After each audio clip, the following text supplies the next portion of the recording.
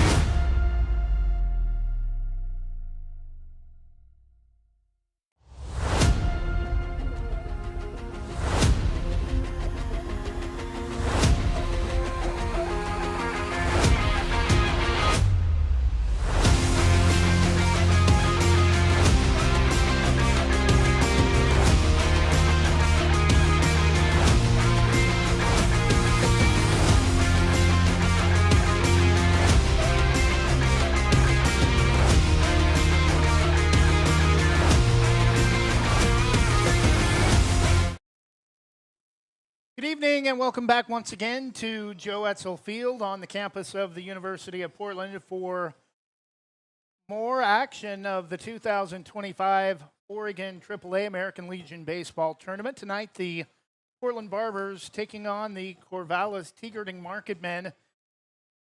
The Barbers advancing to tonight's game after defeating Eugene 3-1. Eugene, a great pitcher's duel with the Barbers last night. They actually out-hit Portland 9-7, but two errors early in the contest turned out to be the difference in the game, and the two-run margin of victory for the Barbers, who face the Corvallis Marketmen, who advanced after defeating Hillsborough by a score of 2-1 in 9 innings yesterday. 3 games earlier this afternoon, starting at 10 o'clock in the breakfast bracket with the elimination contests. It was Staten getting the upset, knocking off the Roseburg Dock Stewarts 4-1, eliminating Roseburg, and the Hillsborough Wet Sox got pretty much got it handed to them by the Eugene Challengers, falling by a score of 9-0. The winner of tonight's game will face the Staten Crushers. Or the loser of tonight's game will face the Staten Crushers. The winner will advance to the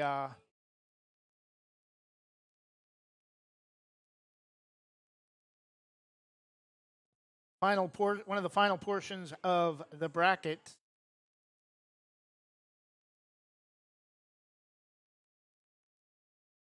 In the game previous to ours, it was Hillsdale of Southwest Portland coming back from a 3-1 deficit to defeat the Medford Mustangs by a score of 6-4. Medford will drop into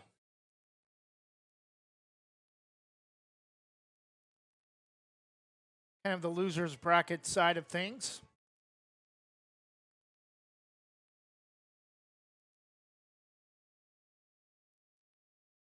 And we'll face the winner of tomorrow's contest between Staten and Eugene.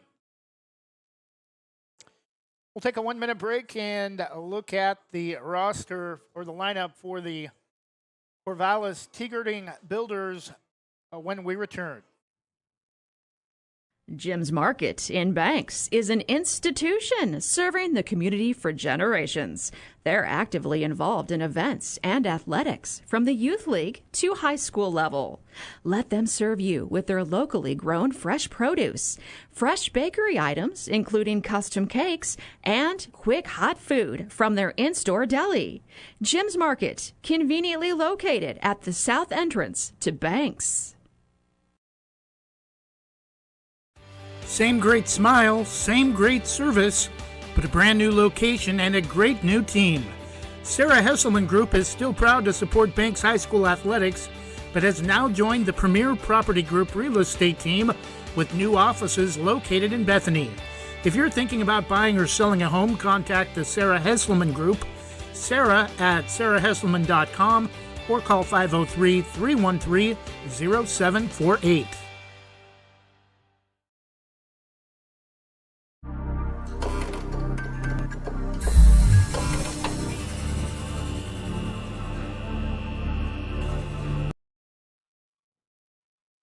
And we're back just a few minutes before first pitch between the Corvallis Gerding Builders and the Portland Barbers. Taking a look at the lineup for the Corvallis Gerding Builders. Leading off number 1, shortstop Drew Rice. Batting second, number 4, second baseman Ben Weiss. Batting third, number 14, center fielder Caleb Babcock. Cleanup hitter will be number 21, designated hitter Wyatt Jenkins. Catching number 2, Gavin Price will bat 5th. Batting 6th, number 7 at first base, Mason Stearns. Hitting 7th, number 20 in right field, Josh Riddle. Batting 8th, number 11, Andrew Street at third base. And batting 9th, number 19, left fielder Blake Linton. Not hitting, starting pitcher number 2, Joe Barnes. And Heard Barbers head coach Joe Duran talk a little bit about how the Barbers have had some issues with left-handed pitching, and it could cause some problems for the Barbers in this contest. And Barbers have got to do a better job of putting runs on the board in this game, better than they did last night when they scored 3 of the 4 runs in their contest between the Eugene Challengers. We'll take another 1 minute break and look at the lineup for the Portland Barbers when we return. Visit Main Street Pizza in Banks, located next to Jim's Market, for the best pizza in Washington County.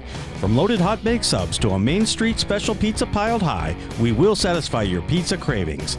We've been serving and supporting the Banks community since 1986. Open daily at 11 a.m. Call ahead now to place your order at 503-324-5858 or follow us on Facebook to see our daily lunch specials. Mention this radio ad and receive $2 off any Main Street pizza. Explore your world with Donna Mallard Hawkins at Infinity Escapes Travel. She's a Banks alum and can help you find great deals on cruises with Regent Seven Seas and discounts on guests with Virgin Voyages and Royal Caribbean. Want to stay ashore? Check out featured tours like National Parks of the American West, like tours of Croatia and Madagascar.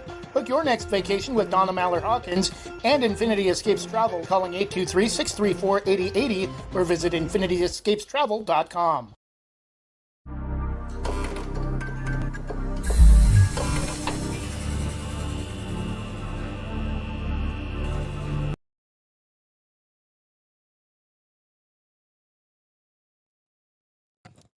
And we're back, coaches exchanging lineups and meeting with the umpires at home plate. Lineup for the Portland Barbers. Number 6, Kainoa Santiago getting the start in center field, a very similar lineup card to last night. Number 15, designated hitter Griffin Scott will bat second. Hitting third will be catcher number 18, Dakota Chun. Cleanup hitter number 19 in right field, Gabe Coltman. Batting fifth, number 16, first baseman Carter Stewart. Or number 10, Carter Stewart. Number 4, Joe Fagan at third base. Number 1, Logan Nakamura will get the start at second base. Max Bishop will be in left field. He's number 9. And number 8, Jaden Nakamura at shortstop, pitching but not hitting for the Barbers. Number 24, Raiden Nakamura. And playing with some more graphics in time for high school sports coming up in about 3 weeks. Our new ticker on the bottom of the screen underneath the box score scoreboard.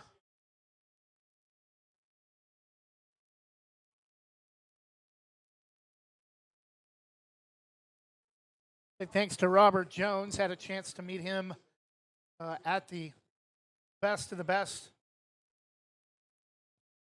high school 6A and 5A basketball all-star tournament at Reynolds High School over Memorial Day weekend. He's been helping out the Barbers a lot and the state tournament this weekend for public address.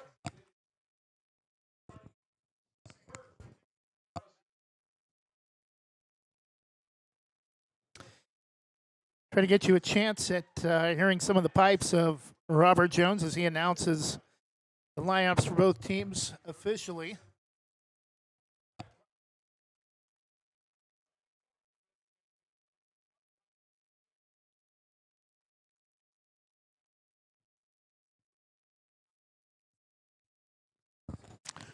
Well, it appears we're not quite going to be able to pick it up, but Robert Jones does an amazing job with public address for not only the Portland Barbers and American Legion, but small colleges in the area and high school sports as well. Corvallis Builders being recognized as the designated road team tonight. They'll be wearing royal blue uniforms with yellow or gold Corvallis ribbon font across the chest. with Gerding across the top of the back of the jerseys and Builders underneath with the numbers in the center. Barbers will be wearing red uniforms, red caps with white Boston B and black bills as their lineups are introduced. They'll also be wearing white pants with red pinstripe, Barbers in black lettering across the chest, and black numerals with white trim.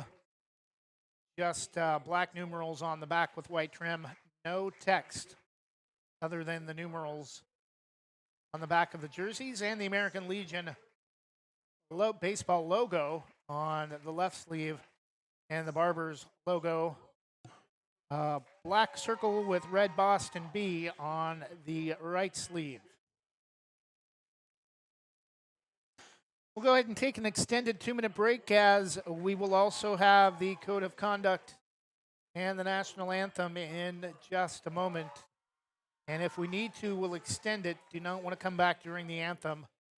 We'll be back. This is Portland Barbers, American Legion baseball action live from the 2025 Oregon AAA American Legion State Tournament on the campus of the University of Portland at Joe ETZEL Field. Whether it's a steaming hot old-fashioned cup of joe or hot chocolate on a cold winter day, or an ice-cold Italian soda or iced coffee on a hot summer day, any time is a great time to stop by Scoggins Creek Coffee. With 2 locations in Gaston and Yamhill Carlton, their warm and friendly baristas will get you the delicious drink of your choice. Scoggins Creek Coffee, call 503-985-3483, 503-985-3483.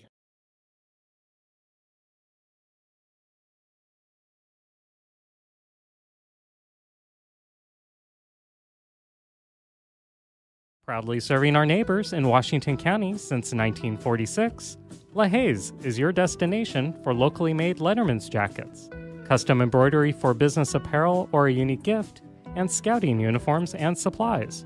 LaHaye's is on the corner of 3rd and Main in historic downtown Hillsboro. Open Wednesday through Friday, 10 to 6, Saturday, 10 to 4, and anytime online at lahayes.com or call us at 503-648-2341.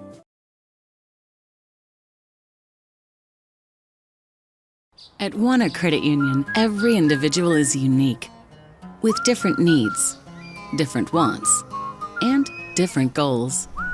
This is who we are, and we live here. Our families live here. Our friends live here. This is our home, because to us, you're not a number. You're an individual. Wana Credit Union. Individuals welcome. O'Leary Air is proudly offering Dakin Comfort Pro HVAC products. They've been serving the West Side and Greater Portland Metro since 2015. They pride themselves in getting the job done right, backed by a legacy of integrity, respect, and honesty. O'Leary Air offers competitive pricing on all their work. Give them a call today at 503-989-5251. That's 503-989-5251. Online at o'learyair.com. CCB number 239855.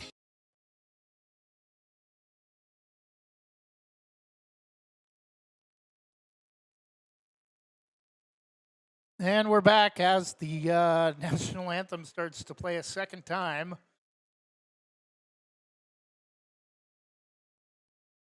Starting pitcher tonight for the Barbers will be number 24, Raiden Nakamura. He will not hit.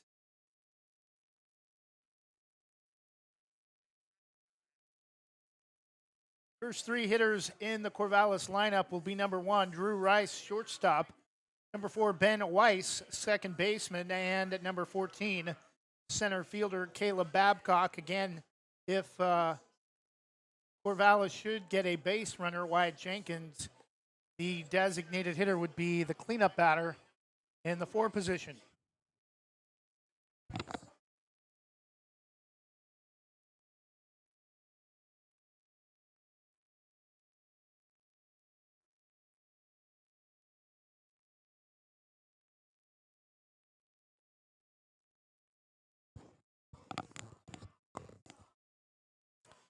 Banks High School athletics just a couple of weeks away. Football getting underway September 5th at Santiam Christian. You can hear all those broadcasts live on westsidesgreatesthits.com and the Westside Mobile Media YouTube channel as well. Volleyball will actually be our first high school broadcast of the season. They'll host Seaside on Tuesday, September 2nd. Advertising packages are still available starting at $125 a month and include radio ads on our 2 online radio stations, Westside's Greatest Hits and Oregon Trail Country, as well as broadcasts of Banks High School athletics on YouTube.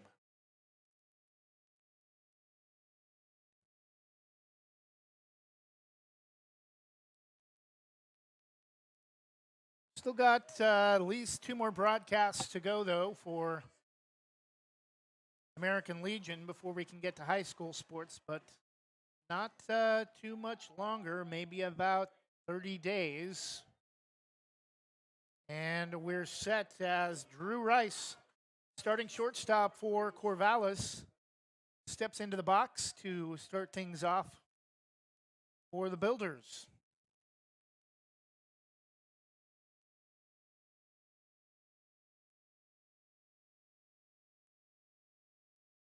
Pitch from Nakamura hits him in the back, and not a good start.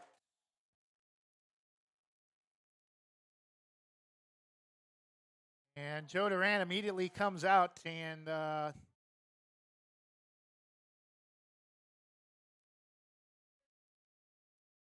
they're already going to get somebody up in the bullpen. I think this may be more to just kind of calm his nerves and settle him down.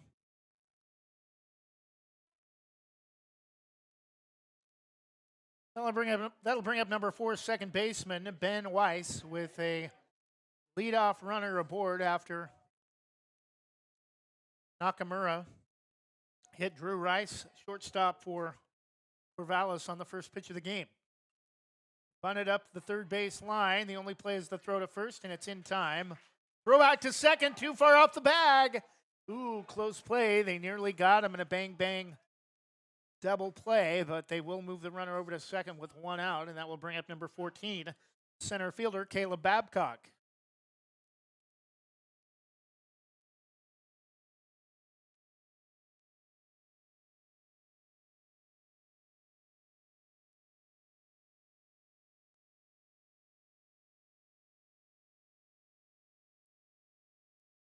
Nakamura looks at second.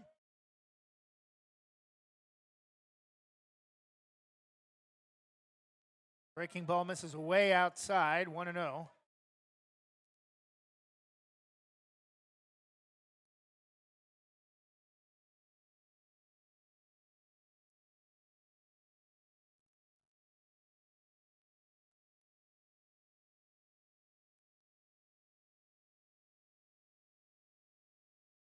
From Nakamura, misses a little bit up and inside, 2-0 the count. Barbers have defeated Corvallis 2 of the 3 times they've played. They split a doubleheader with the Builders on the road on Father's Day.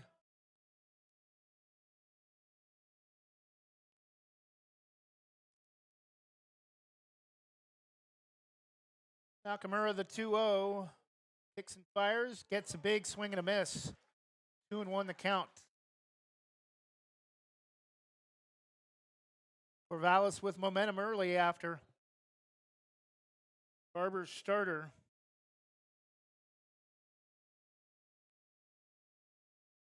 Ryden Nakamura hit the first batter on the first pitch of the game.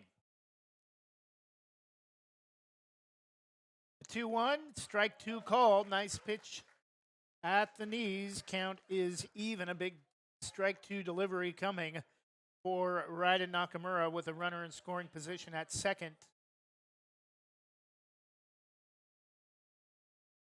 And 1 out.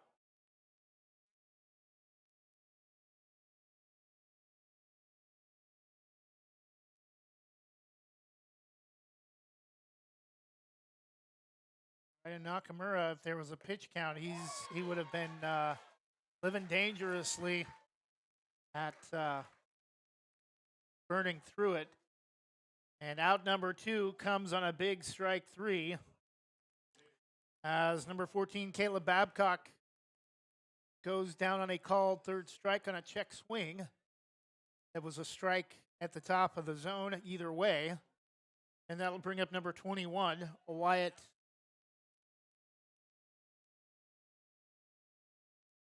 Jenkins, the designated hitter. First pitch, called strike at the knees, 0-1. And after hitting Rice on the first pitch of the game, Brydon Nakamura has really settled down.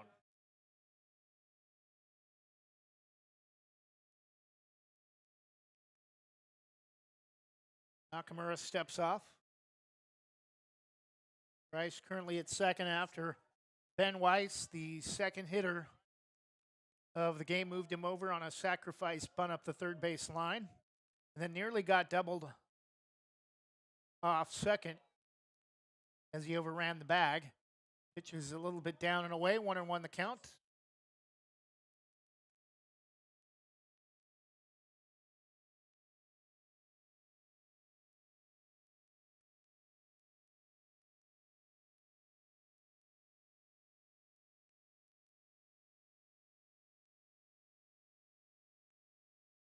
Nakamura, the 1-1 delivery is low and away, 2-1.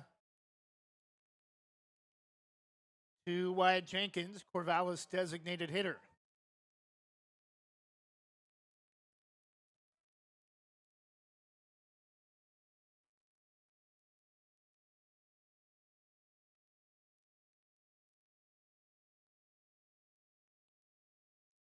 Pitch from Nakamura, breaking ball, strike 2 called. Looking for back-to-back strikeouts to set down Corvallis in the top of the first with a runner in scoring position after a hit batter and a sacrifice bunt.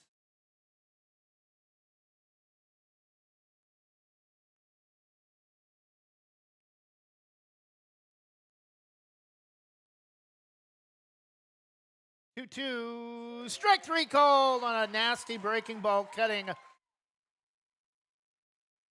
left to right. Started way inside, out in front of the plate, and cut back across the middle as it made its way in front of Wyatt Jenkins. No runs, no hits, a runner left after the hit batter and the sacrifice, as Drew Rice is left stranded in scoring position at second after back-to-back strikeouts from Brydon Nakamura.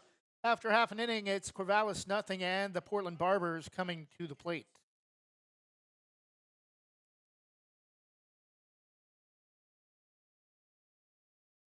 Do you have your next vacation planned? Whether it's time for a cruise, weekend getaway, or a bucket list resort, let Lazy Hammock Travel in North Plains help you. Lazy Hammock Travel, your passport to relaxation. Call Jason Ackerman at 503-332-5571 or visit their website, lazyhammocktravel.com. Lazy Hammock Travel, proud sponsors of Banks Braves Athletics and American Legion Baseball on Westside Mobile Media. Are you looking for a job with flexible hours, a way to support your community, or a first step toward a career in education?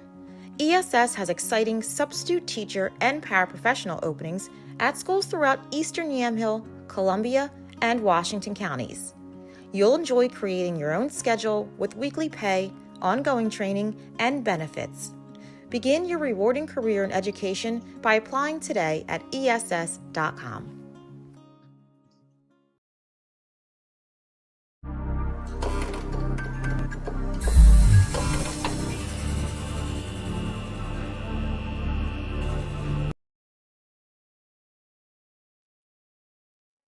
Leading off the bottom of the first for the Barbers, number 6 center fielder, Kainoa Santiago.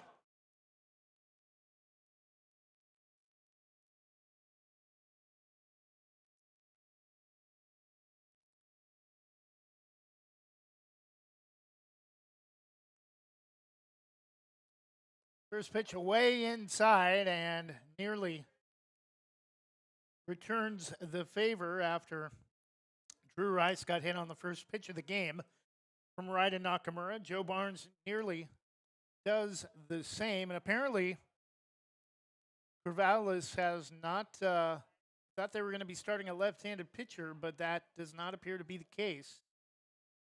2-0 the count to Santiago. Barnes, the right-hander, comes and misses. Oh. Back Santiago off the plate. He turns and says something to the home plate umpire as it's ruled strike one.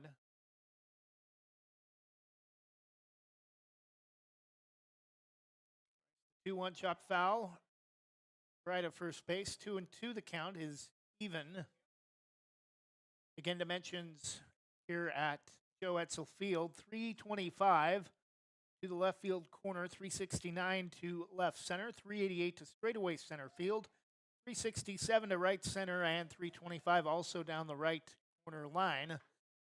And an interesting fact, we mentioned this during the first game of the day as I was handling public address duties. They have kind of a cute tie-in to the pilot's nautical theme. I'm not sure if any other ballpark in the country has this. Not only are the distances measured in feet to the outfield wall, it's also measured in fathoms, which is a nautical measurement mainly used in measuring sea depth as the count moves to 3-2 to Kainoa Santiago, and I believe it's about 6 feet to 1 fathom for that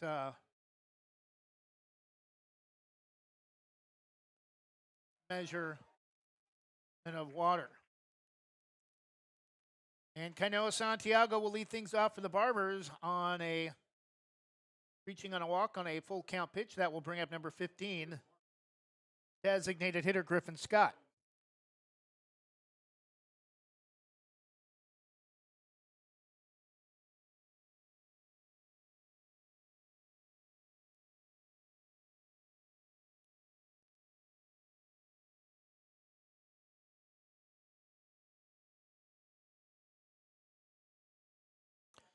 Throw back to first, not in time.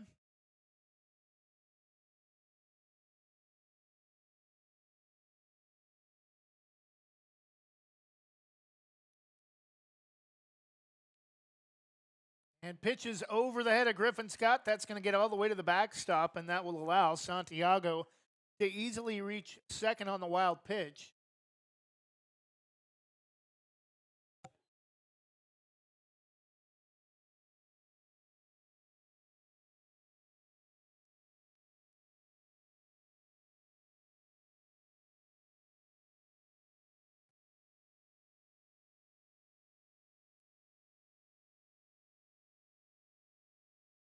Barnes, a long look at second, turns and fires to the plate. Strike one called about just above belt high on the outside edge.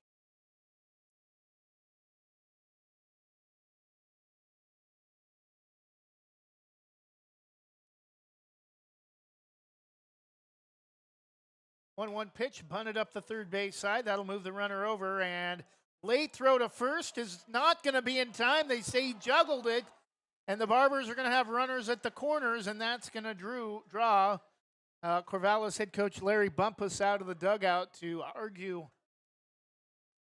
the call.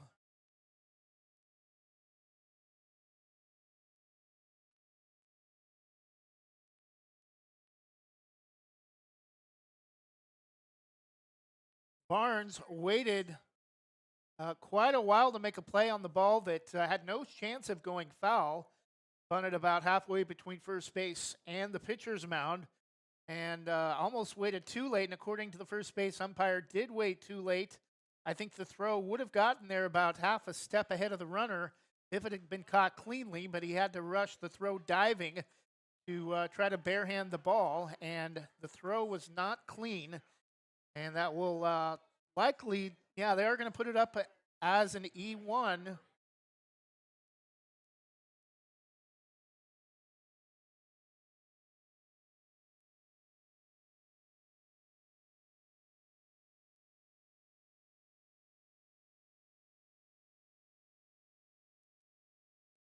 Runner at first goes. They're going to fake the throw to second, and catcher for Corvallis, Gavin Price, will just eat it, and no play at second.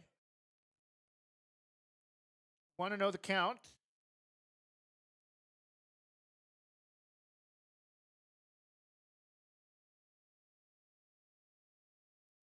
Runners at second and third, nobody out after error and a walk. Allowed two Barbers to reach so far in the bottom of the first. Pitch is way up and in. Nearly got Dakota Chun, left-handed hitter, up in his face, and Bumpus is going to come back out and meet with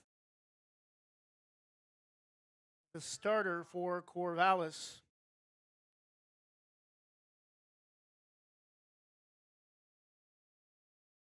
Joe Barnes.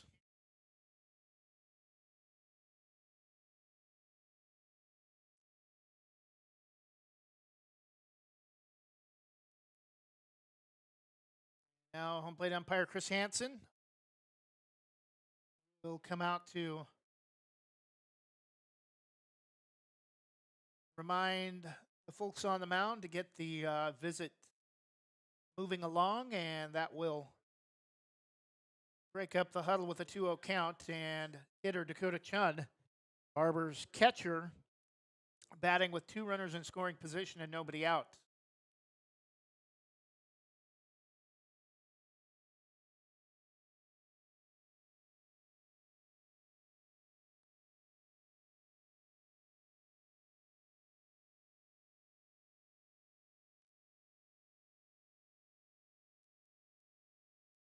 From Barnes, belted to the right side. A nice slide. The throw to first is in time for the first out of the inning, but that will score Santiago from third, and it will also move Griffin Scott over to third from second base, and the Barbers have an early 1-0 lead.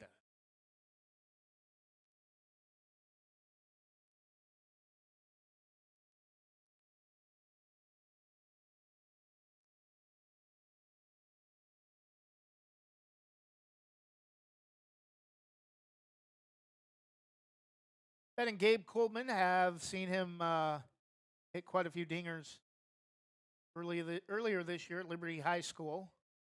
Helped Sunset to the state championship over Grant at Salem Kaiser Volcano Stadium. First pitch is swung on and missed, 0-1.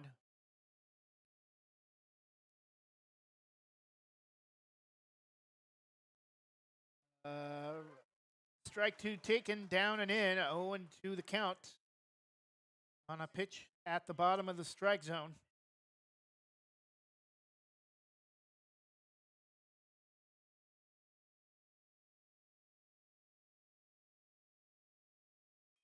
The 0-2 grounded hard back up the middle for a base hit, and that's going to score the second run of the game despite just the first hit for the Barbers, bringing in Griffin Scott for the second run of the game.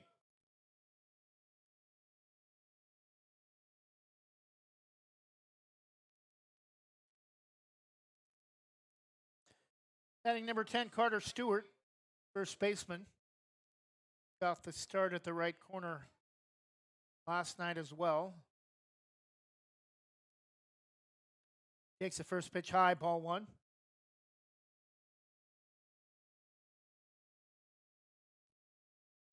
And other than that first pitch to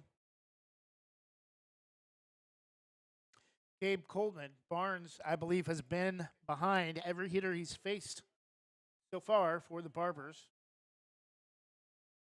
2-0 in the bottom of the first, one out, runner at first.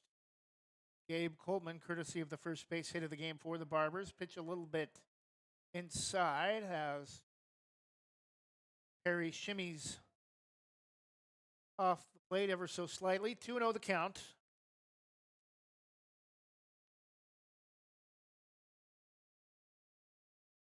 Run scores on a sacrifice grounder to second, and the first base hit of the game a moment ago from Gabe Coleman on a single back up the middle. 2-1 the count to Connor Perry. Barbers first baseman ahead in the count 2-1.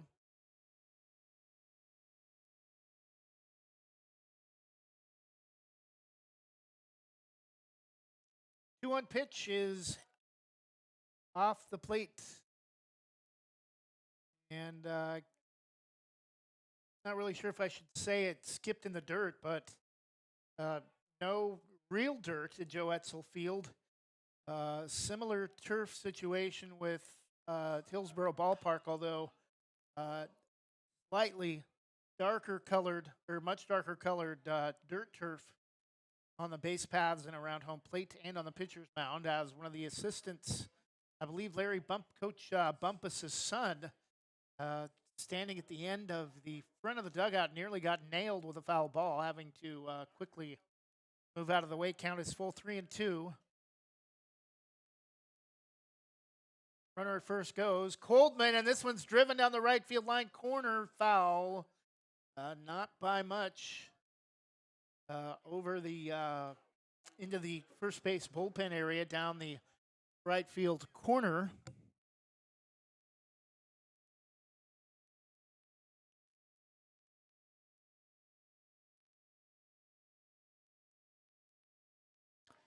Coldman at first for the Barbers, a 1 out. Connor Perry, the hitter, nearly had one leave the yard a moment ago. Near the right field foul pole. Pitches down and in for the second walk of the inning. And that's going to put runners at first and second and move another Barbers runner into scoring position. And that's going to be it for, saw somebody come out of the bullpen for Thought we saw somebody come out of the bullpen for Corvallis, but it was just one of the bench players retrieving a foul ball. Joe Fagan, Barbers third baseman, batting with 1 out, runners at first and second, 2 walks, a base hit, an error, and 2 runs have scored in the inning for the Barbers here in the bottom of the first.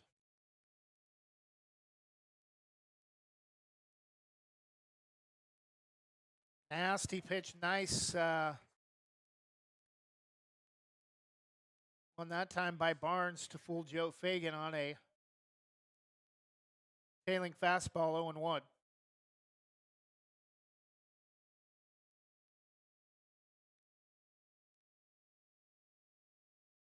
Pitch is swung on a miss, took a little bit off of it that time, and Fagan again swings and comes up empty, 0-2 the count.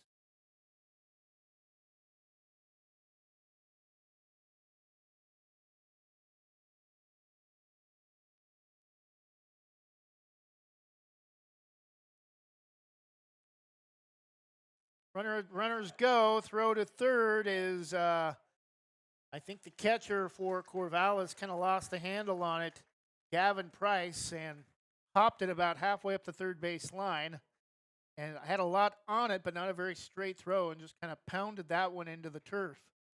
And both runners will advance as he tries to make a play on the pickoff at third. 1-2 the count to Fagan.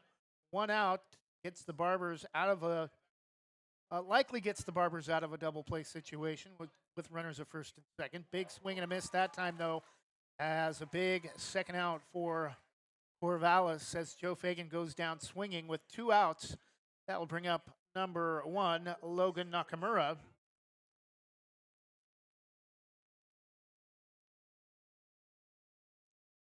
Barbers second baseman.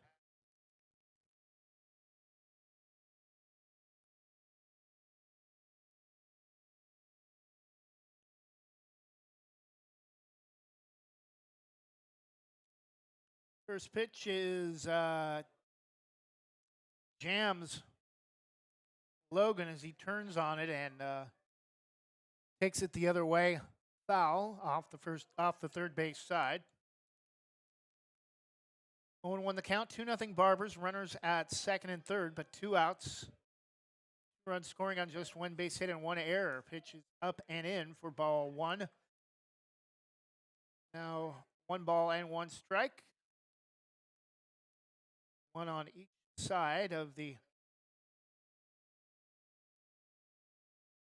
count with 2 outs.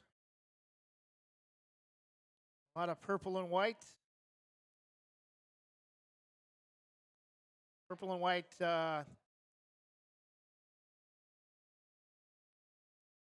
ship steering wheel with the purple anchor at the center. Inside is the Pilot's logo, and that's where we're at this weekend and until Wednesday for the 2025 Oregon AAA American Legion State Baseball Tournament. Pitch is taken for strike two. Count even at 2 balls and 2 strikes.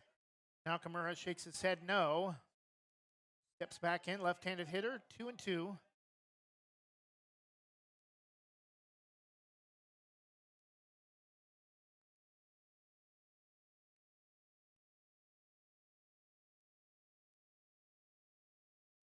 Is taken for strike 3. Nakamura goes down looking and again smiles as he says something to, not sure if he said something to the umpire or if he was just, yep. And he's getting kind of a warning, I think, from Barbers head coach, or from Chris Hansen, as he puts his hand up, says, I've had enough. And Nakamura and the Barbers return to the dugout as they go back out to the field for the second time with a 2-0 lead on 1 error and 1 base hit. We'll be back in 1 minute with more Barbers action as Corvallis returns to the plate. Banks Post newspaper is the official news provider of West Side's greatest hits. Listen hourly for West Side news from the Banks Post newsroom. Banks Post newspaper covers Banks, Manning, Buxton, Roy, and surrounding western Washington County communities. If you'd like more information on the Banks Post or want to pick up a copy, visit a local business today. You can also visit their website at bankspost.com or their Facebook page, Banks Post. Legacy Roofing can save your home from leaks, mold, and other issues related to an older roof. We'll come back to Legacy Roofing next break, but we're ready to resume action with number 2 for Corvallis. Catcher Gavin Price leading off the bottom of the second for Corvallis. Rips one foul off the third base side. 0-1 the count.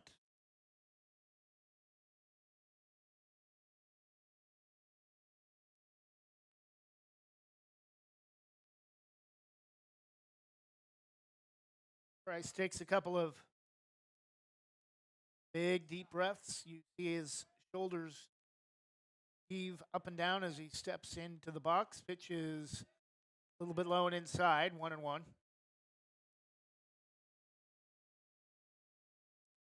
Again, repeats. Kind of the shoulder flex. 1-1 from Nakamura. Again, chopped high foul. Left of third. 1-2 the count.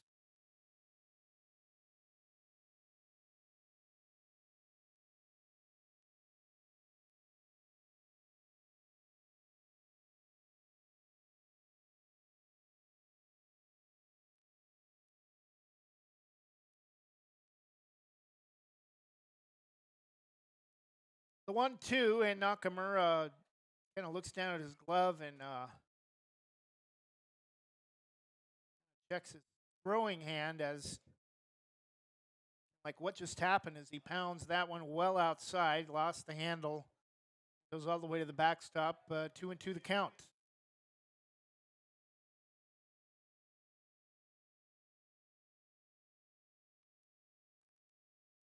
Jams him and again turns on it foul off the third base side. Still count is even, 2-2. Top of the second inning. Winner advances to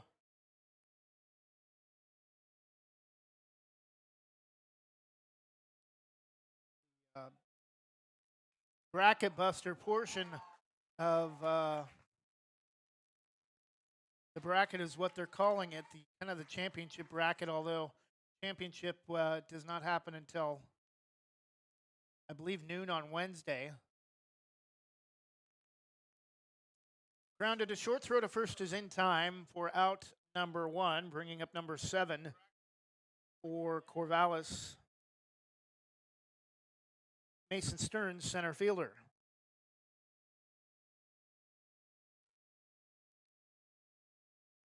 First pitch taken for strike one.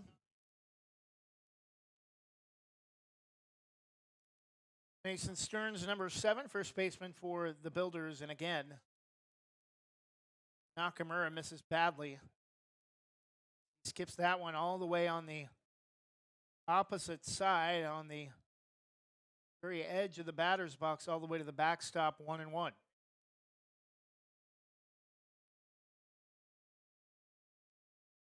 It's up and maybe a little bit outside, 2-1.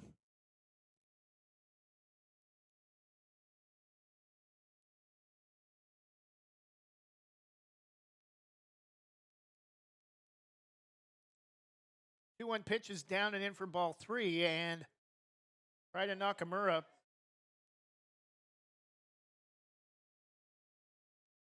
about to lose the second hitter he's facing here in the top of the second. And again, overthrew it, pounding that one into the right side of the batter's box. And again, Joe Duran will come out for the second visit of the game. Time was after he hit leadoff hitter Drew Rice on the first pitch of the game. Barbers do have somebody warming up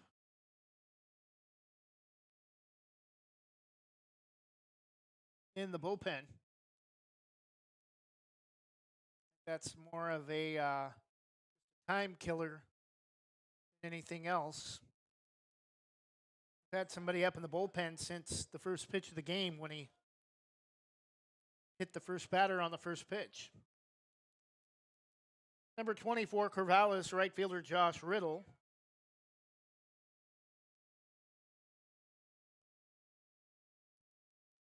First pitch a called strike, 0-1. Riddle, also a town in southern Oregon, about half hour, 45 minutes south of Roseburg in southern Douglas County.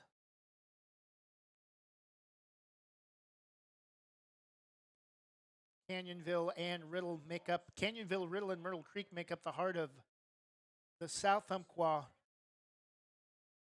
region. North Umpqua and South Umpqua, the Umpqua River, one of the largest rivers in the state outside of the Willamette and the Columbia. The 1-1 pitch is outside, 2-1. Riddle also, like much of Douglas County, become quite economically depressed over the last 30 years or so. Known for Douglas County, most of it known for logging and timber industry, but Riddle as well had a couple of nickel mines for quite some time. 3-1 the count to the Corvallis hitter. Nakamura with a runner at first and misses low and away. Ball 4, and another walk given up by Ryden Nakamura.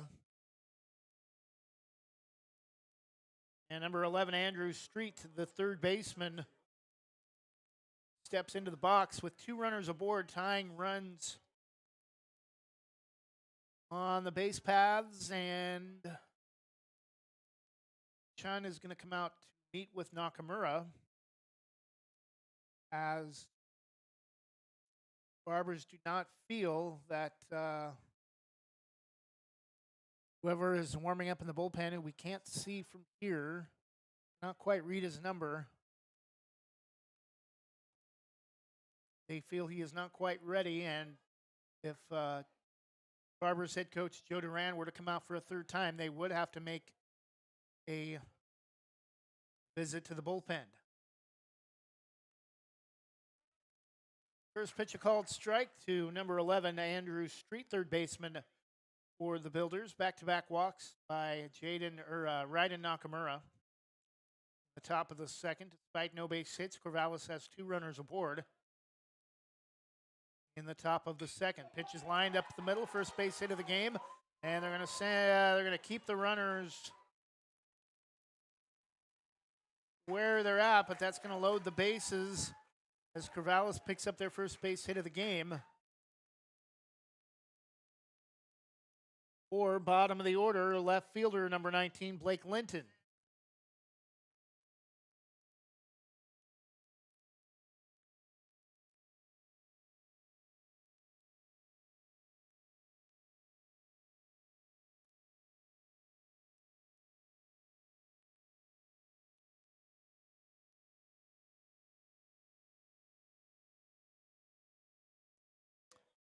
Again, overthrew it, but able to go out and get it. Dakota Chun will not allow it to get past, which would likely have scored the first run for Corvallis.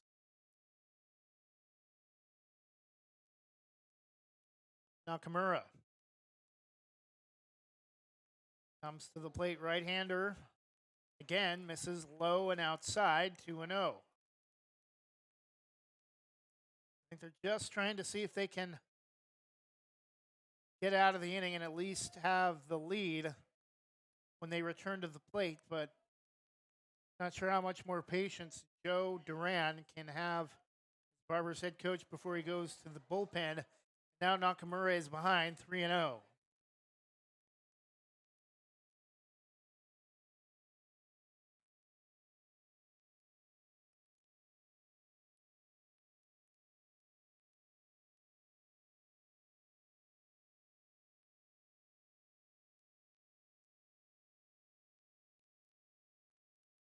And a low and away, ball 4, and that's going to bring in the first run of the game for Corvallis as Nakamura slams the ball into his glove from his pitching hand, his right hand, and that will be it for Nakamura as Joe Duran comes in and takes over, not looking too pleased at the effort from Raiden Nakamura as Chicago Corvallis is on the board after a bases-loaded walk by Raiden Nakamura. 3 walks and a base hit in the inning allowed by Raiden Nakamura. Will return with more action from the 2025 Oregon AAA American Legion Baseball Tournament between the Corvallis Gerding Builders and the Portland Barbers when we return. Legacy Roofing can save your home from leaks, mold, and other issues related to an older roof, preventing future roof issues, saving you thousands of dollars. They use only the most trusted materials backed by an excellent warranty that is transferred if you ever sell your home. Legacy is tops in their field, earning the GAF Master Elite certification and the Golden Pledge warranty.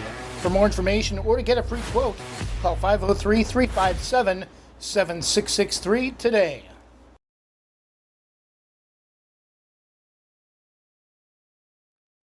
And we're back, top of the second inning after the pitching change.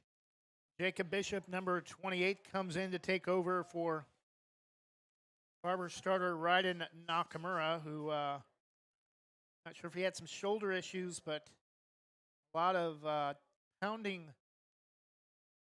the ball into the right side of the batter's box, and that's going to allow another run to score on a pass ball off the tip of the glove from Dakota Chun. And now each team with 2 runs on a 1 base hit.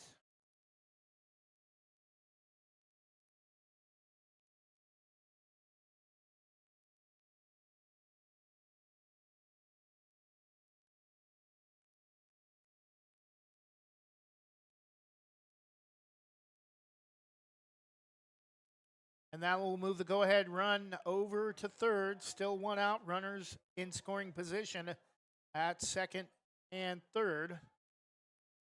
And the hitter top of the order, number 1, shortstop Drew Rice. Slams that one foul off the first base side near the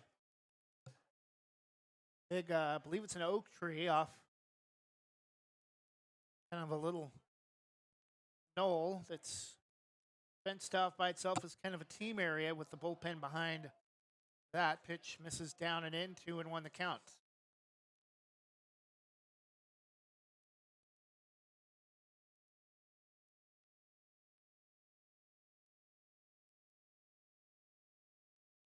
One pitch, rips it foul off the left side. 2-2. First base empty for leadoff hitter Drew Rice, who was hit in his previous at bat, the first at bat of the game, on the first pitch.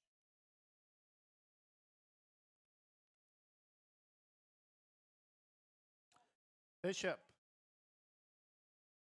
We've seen a lot more strikes from him than we have Raiden Nakamura. But breaking ball that time starts away outside and never cuts back to the plate. Count is full.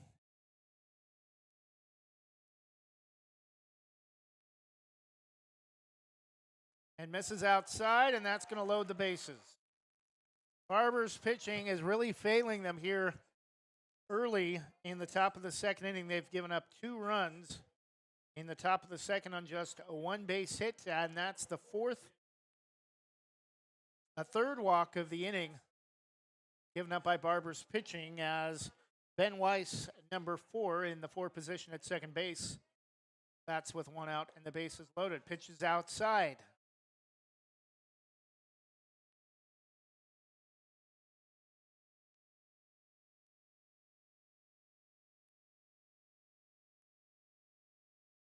Again, misses up and away. 2-0 the count.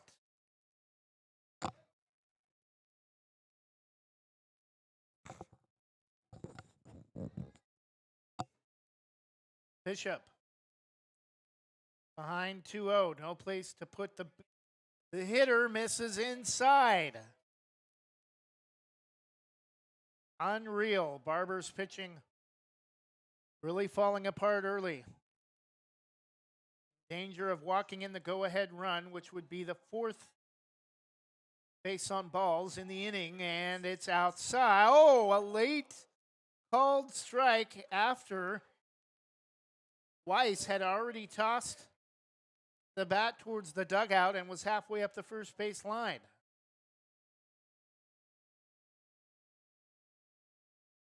Three and one.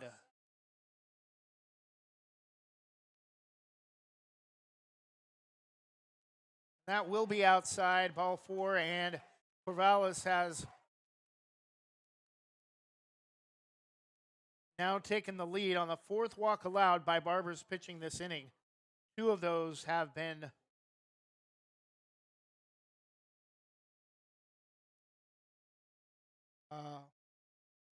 walks to score runs, and once again, they're going to head to the bullpen. That will be it. A short-lived entry for Jacob Bishop.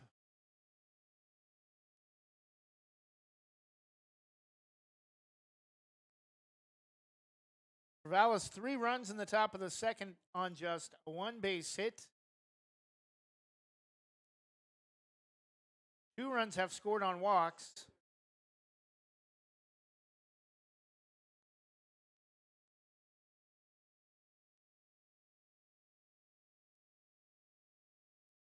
We'll take a 30-second break and return in just a moment.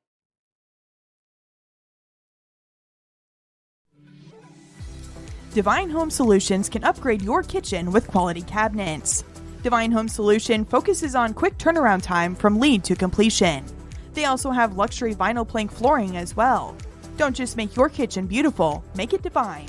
Divine Home Solutions, 971-407-6742 or 971-325-7759 and online at divinehome.solutions.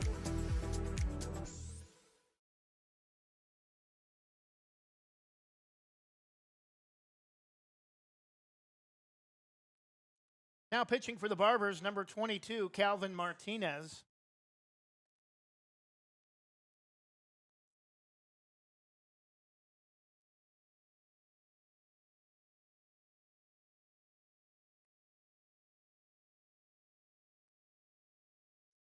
Correction, it's actually number 32, Achilles Garcia.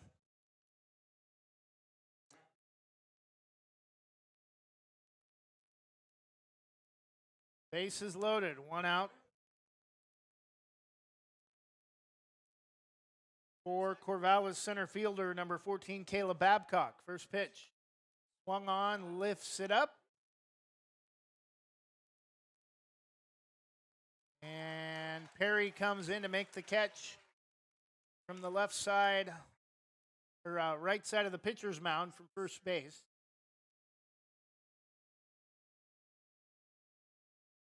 Two outs for number 21 designated hitter, Wyatt Jenkins. Base is still loaded. 3 runs on just 1 base hit for Corvallis. 2 runs on 1 base hit for the Barbers. Also an error for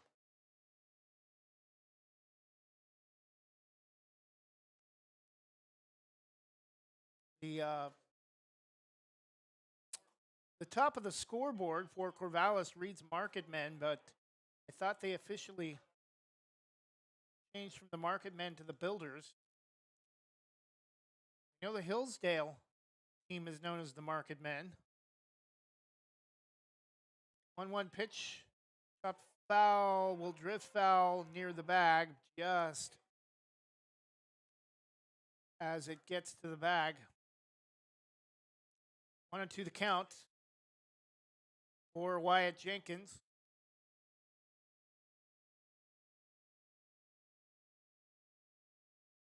A lot of bulk to him, probably one not as big as, not as tall as Gabe Coltman for the Barbers, but definitely some bulk, and looks like he could easily have one leave the yard if he hits it right. 1-2 the count.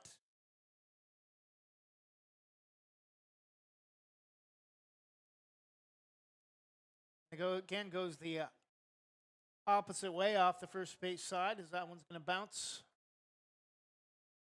across the street. Count is still 1-2. Barbers trying to get out of a situation in the top of the second after scoring 3 runs despite just 1 base hit. Bases loaded. Pitch is down, trapped by Chun, but it's going to be 2-2 after that pitch misses low.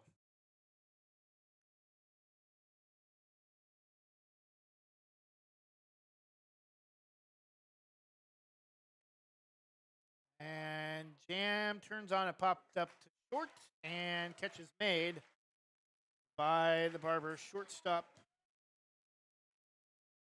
Jaden Nakamura. But the damage has been done. 3 runs score on 2 walks with the bases loaded and a base hit. After 1.5, it's now Corvallis with a 3-2 lead. We'll take a 1-minute break and return in just a moment after this from Divine Home Solutions. Divine Home Solutions can upgrade your kitchen with quality cabinets. Divine Home Solution focuses on quick turnaround time from lead to completion. They also have luxury vinyl plank flooring as well. Don't just make your kitchen beautiful, make it divine. Divine Home Solutions, 971-407-6742 or 971-325-7759 and online at divinehome.solutions.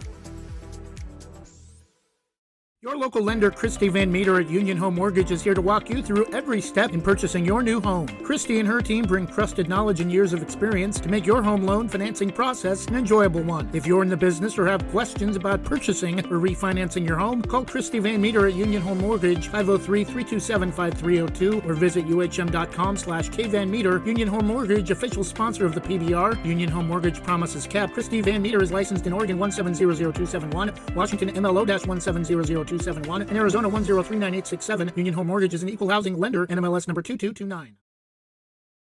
Leading off for the Barbers in the bottom of the second, number 9, a Max Bishop left fielder.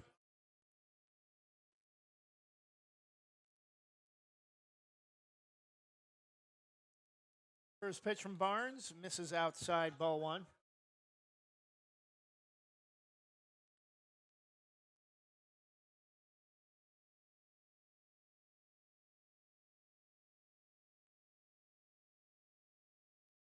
Pitch is taken for strike. First strike of the at bat, 1-1.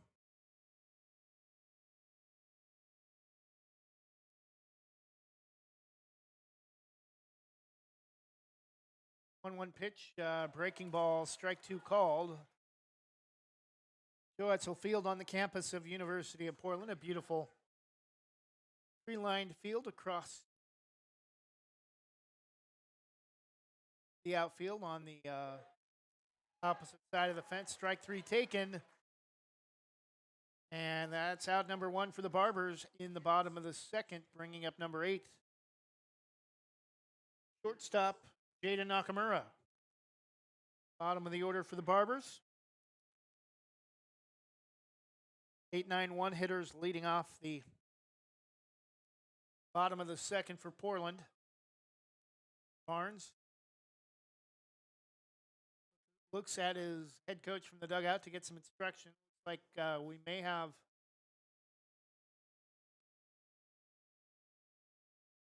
something going on defensively with the Corvallis outfield, possibly a shift.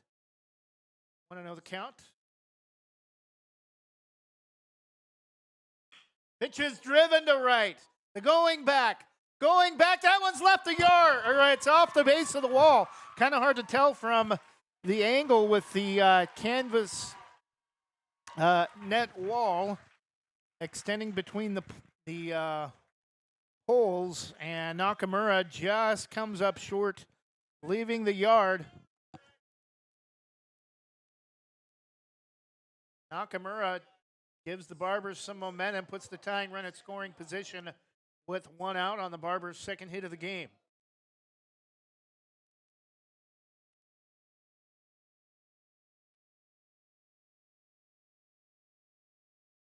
Back to the top of the order for number 6, center fielder Kainoa Santiago.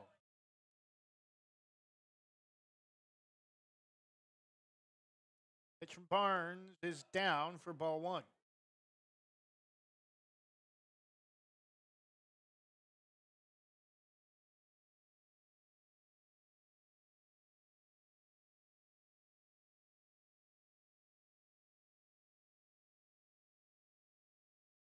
Santiago will step off.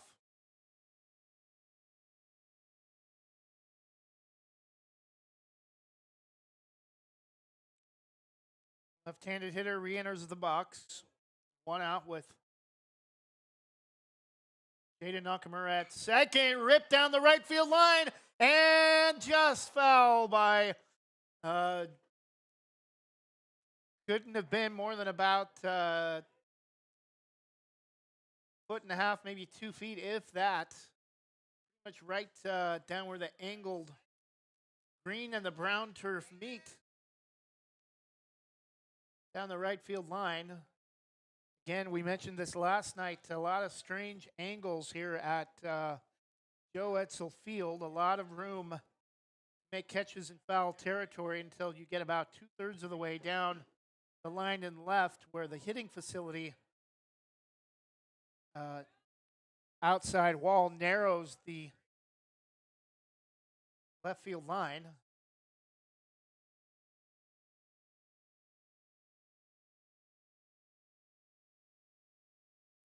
One and 1 the count. Santiago. Taken high, 2-1.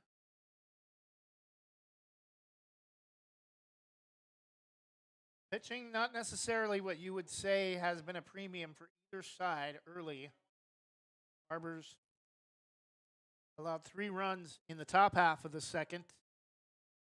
Despite only 1 base hit, walked 4 batters in the inning and hit the first batter on the first pitch they faced, and Barnes sails that one all the way to the backstop, and that's going to allow Nakamura to reach third.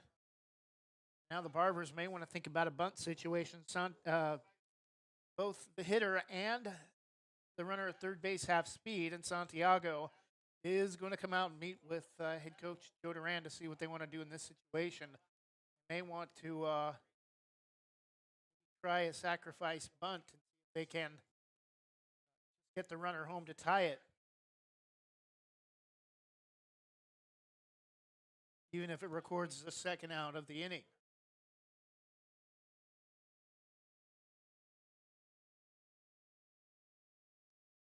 Santiago with a couple of pitches to play with ahead 3-1. Barnes. Long look at the plate, misses outside. Ball 4. Santiago has no intention of doing anything with the bat off his shoulders, and he'll head down to first with a 1-out walk. Now runners at the corners and the go-ahead runner aboard with a 1 out for Griffin Scott. Designated hitter. He's got some home run pop as well.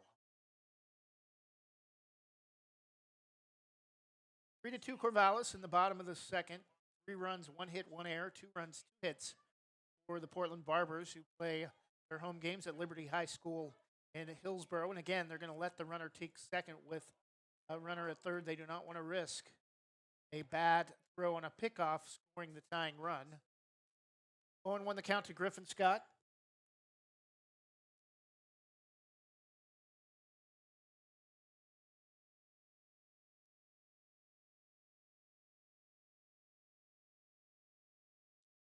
Pitch from Barnes. Started way up high and then drops below the knees off the plate out of the strike zone, 1-1. And the catcher for Corvallis, Gavin Price, is going to go out and meet with Barnes. Does not appear Corvallis has anybody warming up in the bullpen behind the canvas wall near the right field corner.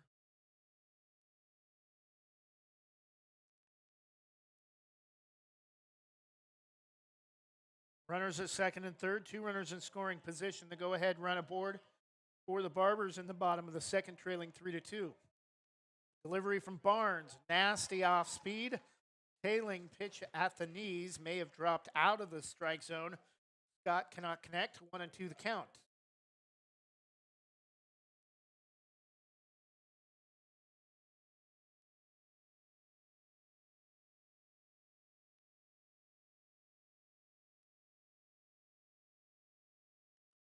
And jams and pops it straight up. Back to Barnes.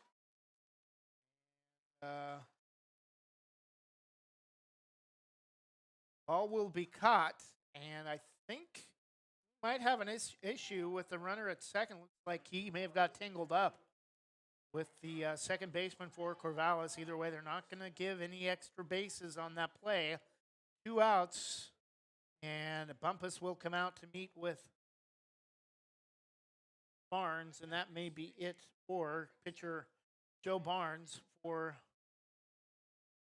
Corvallis. It's the second visit to the mound, though, by Corvallis head coach Nick Bumpus.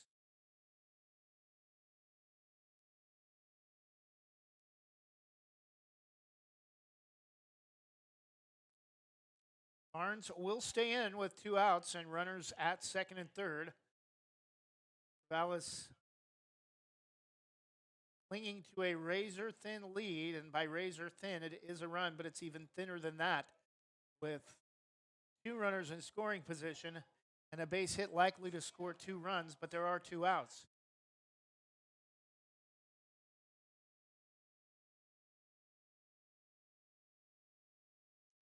And bounces that one in front of the plate. Price, nice job to keep it in front of him. It's going to roll up the third base side, but runner at third, I believe Nakamura will not attempt to score.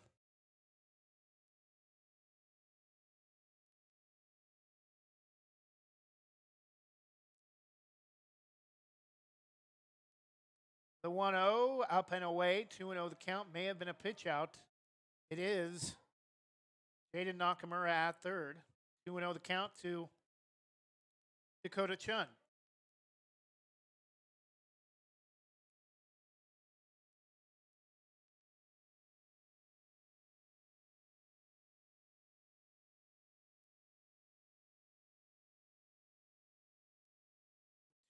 Is up.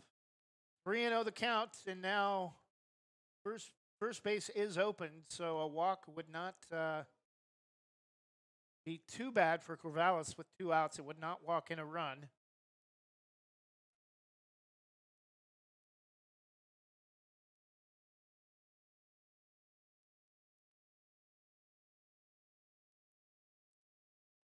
And down, late called strike. These umpires all across Legion have not, in fact, much of baseball. They don't like to call 4-pitch walks. 3-1 the count. Barnes steps off. The right side of the rubber. Left side out or left foot out in front. Comes to the plate, swung on, grounded to second, and that's going to do it. Throw to first is low, but Barbers are kept off the board despite getting 2 runners into scoring position and a base hit. They are unable to score. Top of the 3rd inning when we return. Corvallis 3, Portland 2 in just a moment. Casey Ogden is a healthcare expert with more than 40 years in the field serving others and is college certified in nursing and healthcare administration. Her business, Casey Ogden Healthcare Services, offers everything you need for home health, from limited medical equipment, meal preparation, medication management, medical transportation, and more. Call 971-273-6058 or email caseyogden.hcs.llc@gmail.com. Specialty Screen Printing in Yamhill offers your business the creativity and expertise to print your logo on a variety of items. Owners Ken and Linda Johnson have 40 years of experience on industrial parts and every type of material, including ceramic tile. Their fast service can have your project done in less than a week. Visit their website, specialtyscreenprinting.com, to see for yourself how they can help you boost your company's marketing and industrial screen printing needs. Call 971-998-9274 or visit their website, specialtyscreenprinting.com.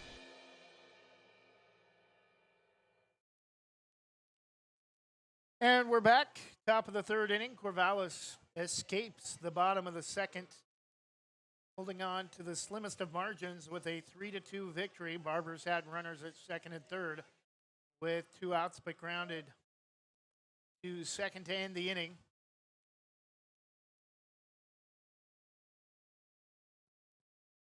Leading off the top of the 3rd for the Builders, number 2 catcher Gavin Price.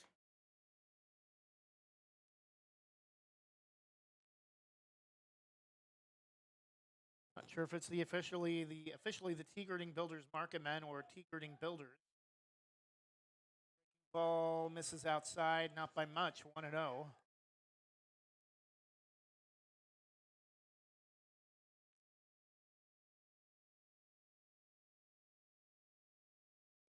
Pitch, again, overthrew it, misses down and in, 2-0, and Barb kind of wonder if maybe Barber's arms may be getting tired, although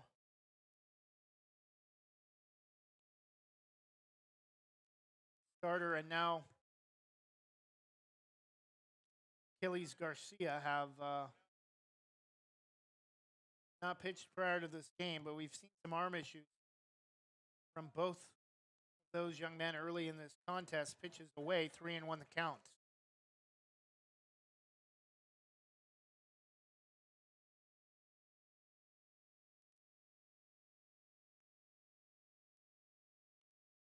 Got back to the pitcher. To his side, makes the underhand toss to Perry at first. 1-3 for the first out of the 3rd inning, bringing up number 7 for Corvallis, Mason Stearns, first baseman.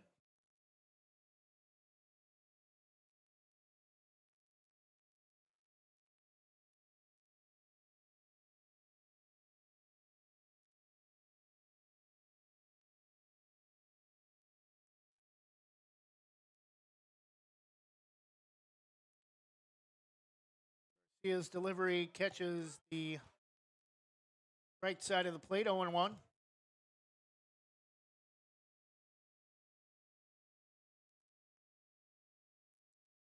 Garcia, strike 2 taken.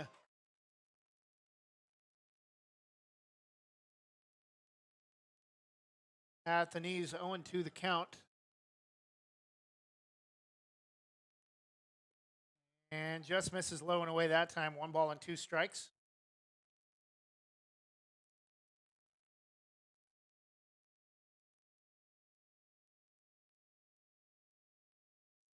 The 1-2. Chopped to third. Throw to first is dug out by Perry. Fagan came over and took it away from Logan Nakamura, and the throw to first was in time for out number 2.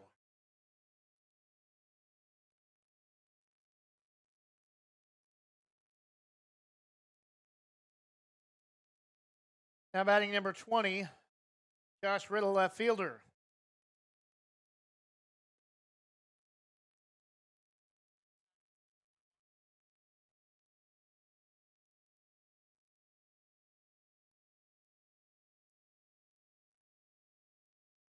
Pitch is down and in, 2-0.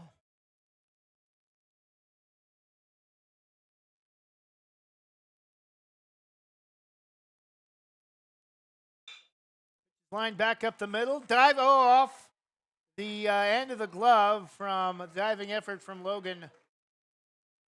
I believe that's Logan Nakamura, the shortstop. There was a base hit for Corvallis.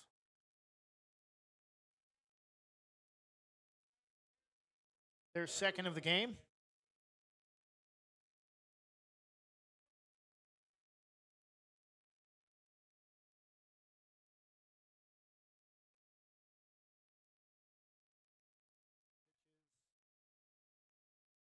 Outside for ball 1.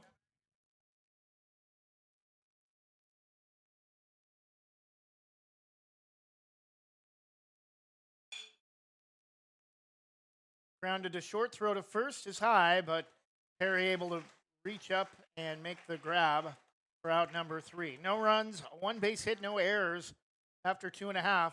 Still Corvallis 3, and the Portland Barbers 2. We'll be back with the bottom of the 3rd inning in just a moment. Are you an enthusiastic sports fan? Want to have fun and get in on the action? Heck, yes, that'd be awesome. Have great attention to detail? Want to stay active? Definitely. Want to give back to the student athletes in your community? Obviously, yes. Then you'd make an excellent high school sports official. We need more officials in Oregon, because with no high school officials, there are no high school sports. Sign up today at highschoolofficials.com.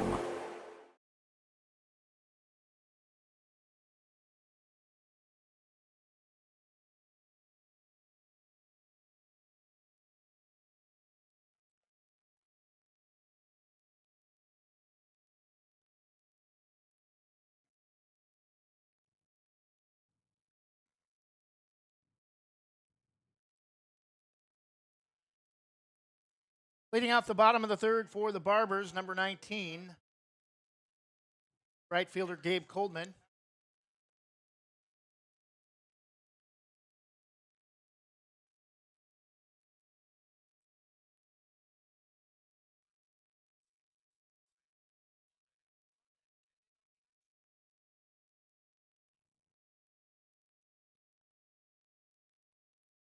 Coldman steps into the batter's box. One swing in the bat from him could tie the game.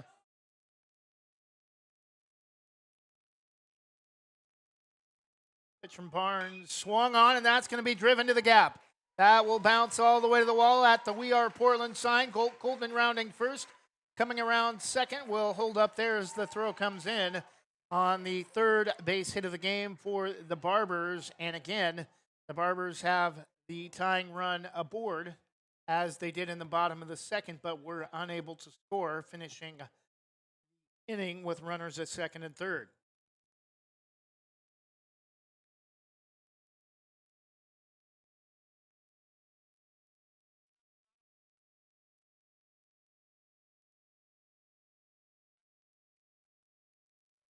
And that will be it for Mr. Barnes. For Corvallis, starting pitcher Joe Barnes leaves, giving up 2 runs on 3 base hits, throwing 53 pitches.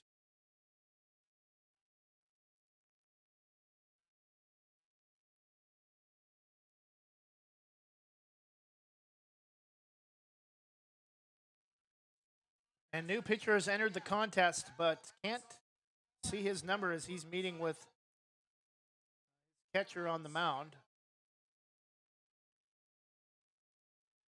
We'll take a 30-second break and return in just a moment after this pitching change.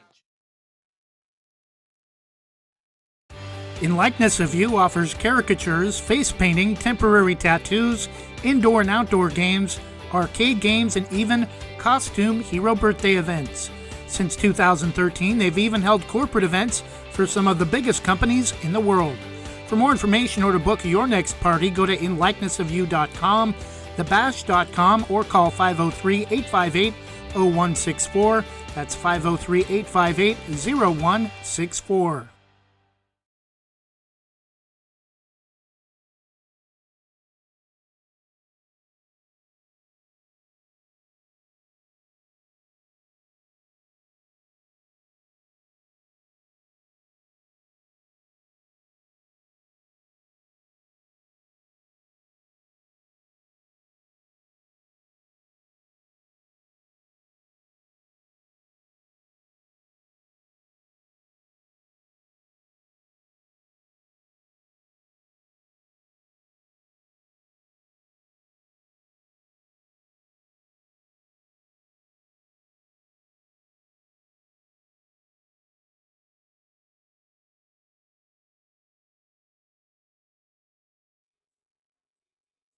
Bottom of the third inning, Barbers the tying run at second base. Gabe Coltman a leadoff double to the wall in left center underneath the We Are Portland sign.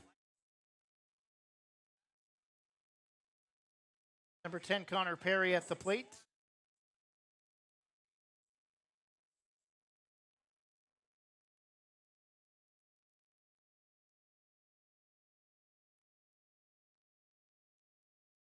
Total of 5 runs on 5 hits. 1 error have been scored in the contest. 3 by Corvallis, 2 by the Portland Barbers. The pitch taken high from Five House to Connor Perry, ball 1.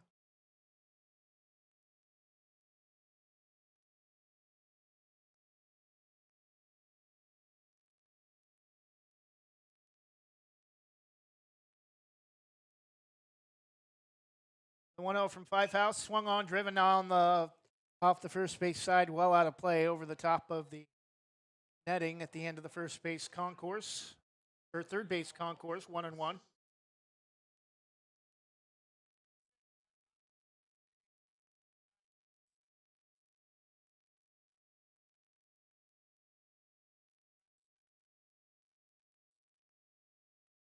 It just swung on underneath the diving effort from the second baseman. Play at the plate is cut off and throw to second, not in time. And I think Corvallis is going to be second guessing that decision to cut off the throw to the plate. I think it might have been there in time, and that's going to allow the Barbers to score on the second base hit of the inning. It's now Corvallis 3 and the Barbers 3.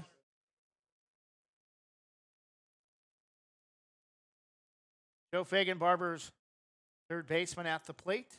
3-3 tie in the bottom of the third inning.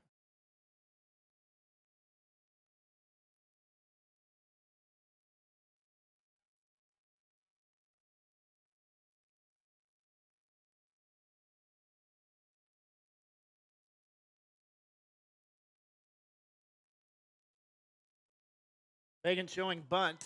Runner at second after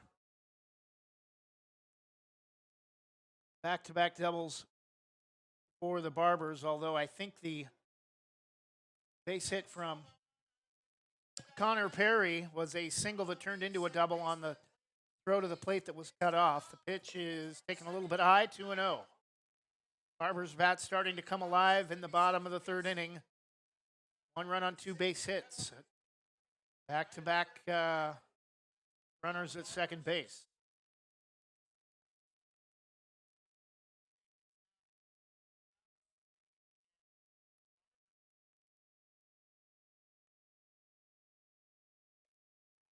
And taken, didn't miss by much, maybe high, 3-0 the count.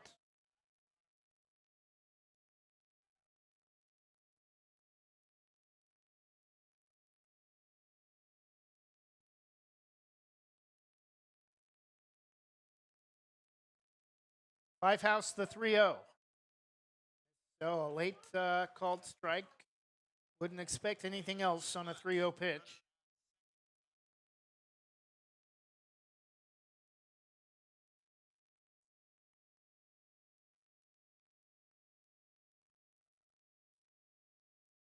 Three-one, driven to short. Throw to third is in time to get the lead runner for out number one.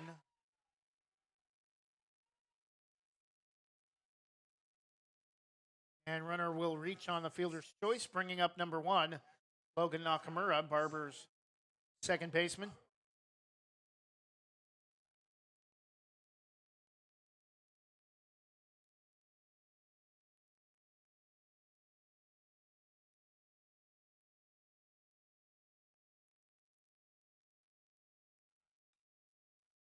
First pitch to Nakamura, driven down the left field line, cut in the corner for out number two over towards the Andy Benovi hitting facility off the left field corner. It was the second out of the inning, but now they change it.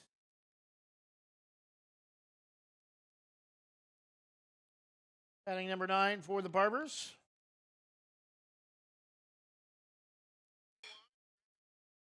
Rounded to short, the underhand to second in time for out number 3. But the Barbers do tie the game on a 1-run, 2 base hits.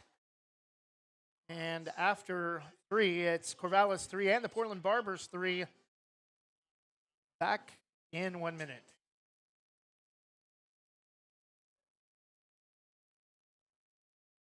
Are you passionate about making a positive impact on the environment? Are you ready to turn your passion for sales into a home-based adventure? We have an exciting opportunity for you. With our flexible work-from-home opportunity, you have the freedom to set your own hours. No more rigid schedules or commuting hassles. Work on your terms and achieve the work-life balance you've always desired. Say goodbye to quotas and hello to flexibility. You set your own hours, ensuring the perfect work-life balance. But it gets better. Get paid for making a difference. Help people transition to clean energy and contribute to a healthier planet. Your success is not just measured in sales, but in the positive impact you make on people and the environment. Ready to make a difference while earning from the comfort of your home? Call us at 503-83-94949 to join our team and be part of our solar revolution.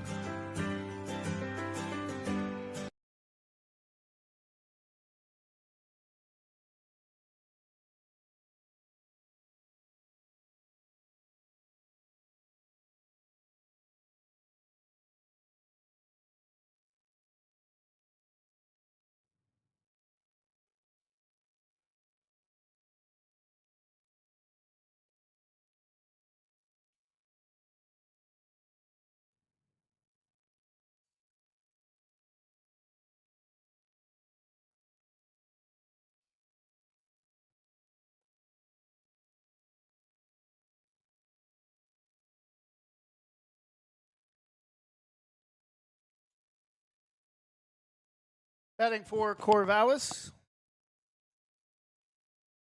number 19.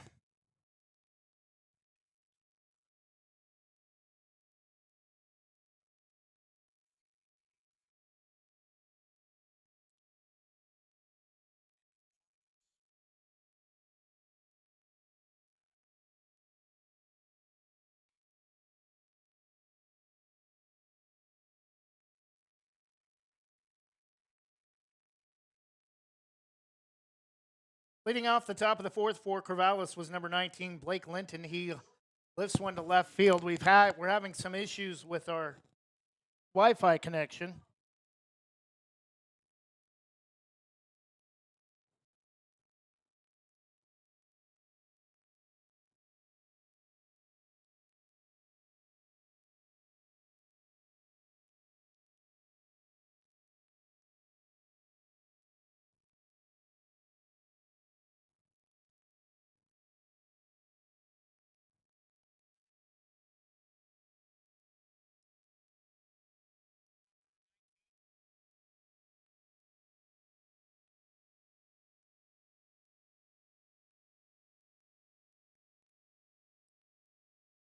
Now at the plate for Corvallis, number one out in the top of the fourth. First pitch swinging, delivers this one to the gap, nearly caught, but it's off the glove of Max Bishop. It's going to roll over to third. The throw to third will not be in time, and Corvallis has the go-ahead run at third with one out.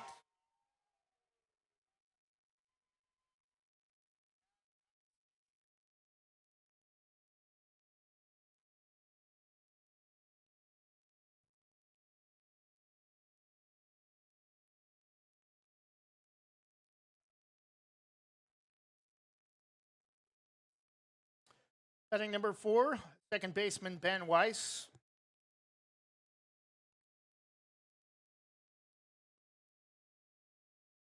First pitch taken low for ball 1.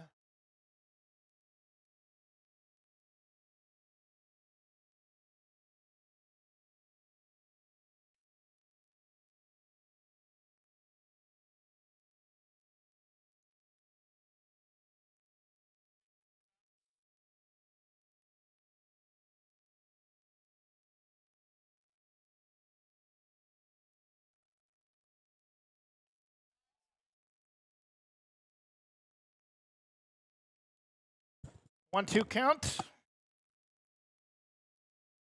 for Corvallis, and they regain the lead 4-3.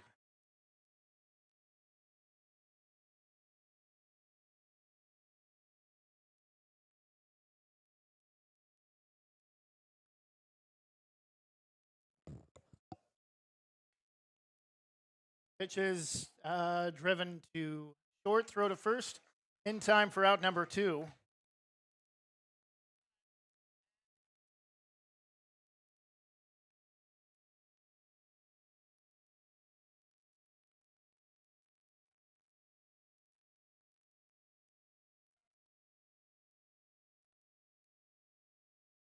Now batting Caleb Babcock.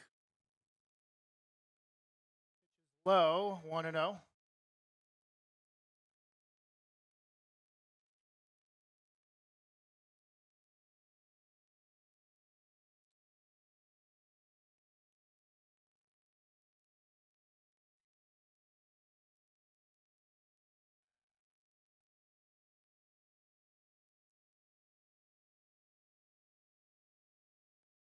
Pitch is down and in, ball 1.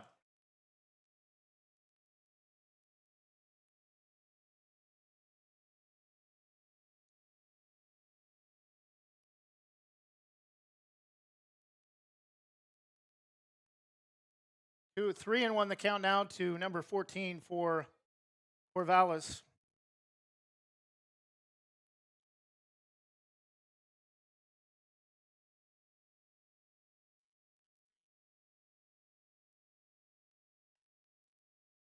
Line foul off the first base side. Count is full 3-2.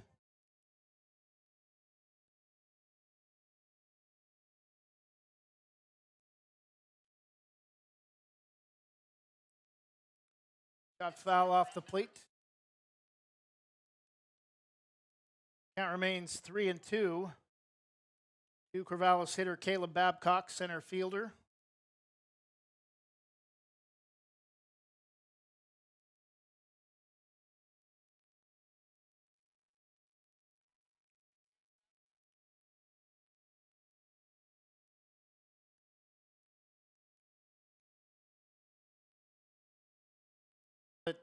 Lifts it out of play, foul, 0-1.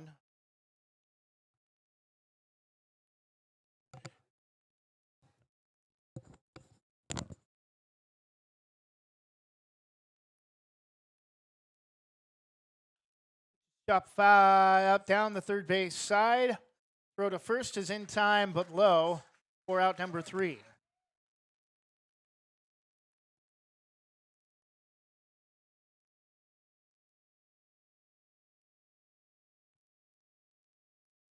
Corvallis regains the lead on 1 run on 1 base hit after 3.5. It's the Corvallis Gerding Builders Market Men 4 and the Portland Barbers 3.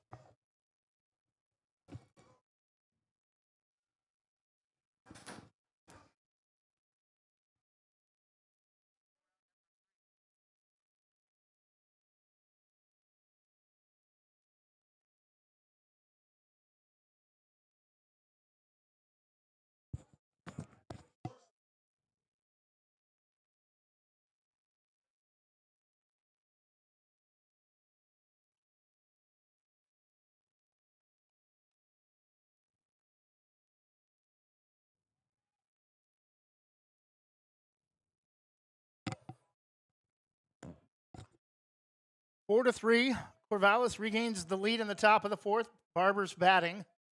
Want to know the count? To Jada Nakamura drives one all the way to the wall near the Pilot logo on the left in left center.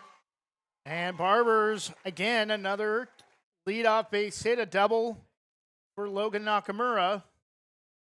Gives them the tying run at the plate with their fifth hit of the game.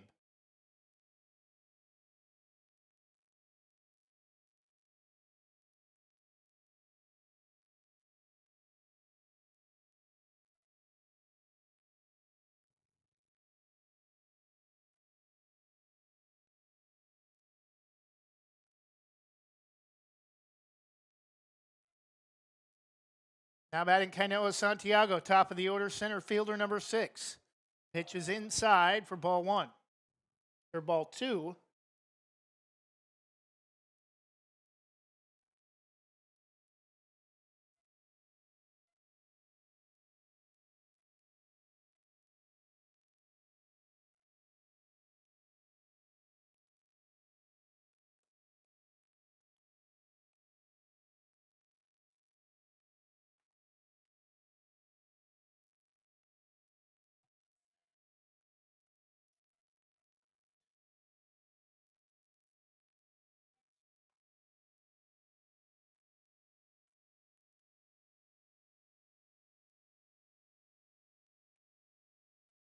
Is aboard once again in the bottom of the fourth with nobody out.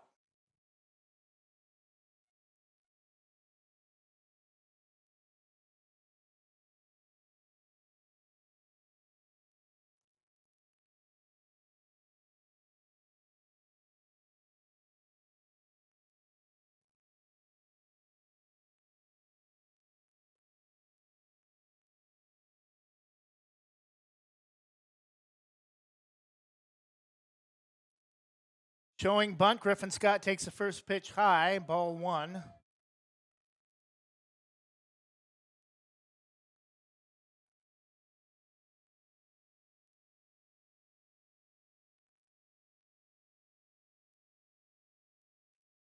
Bunted back to the pitcher.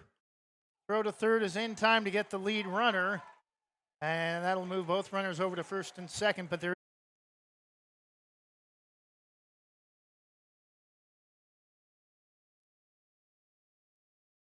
is down and in, 1-0.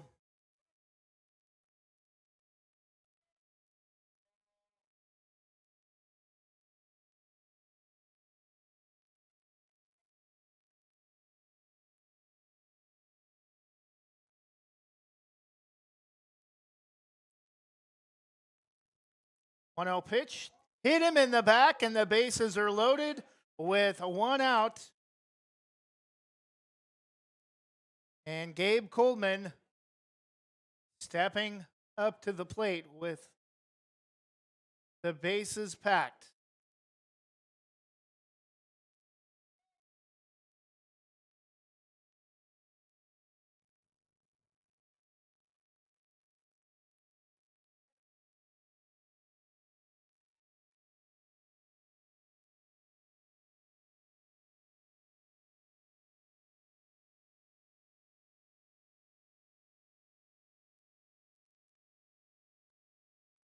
Pitch is inside, 1-0. No place to put Gabe Coleman if he loses him on a walk.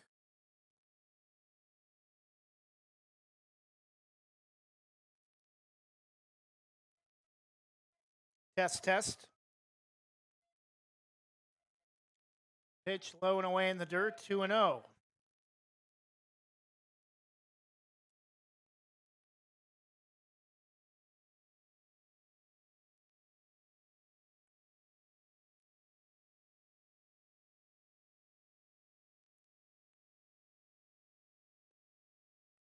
Down, 3-0 the count.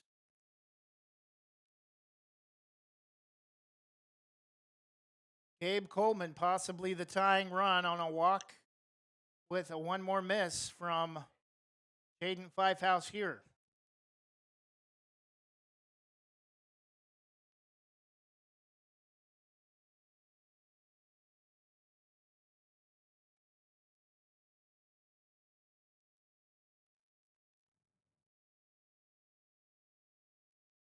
The 3-0 pitch is outside. Oh, a late called strike, 3-1.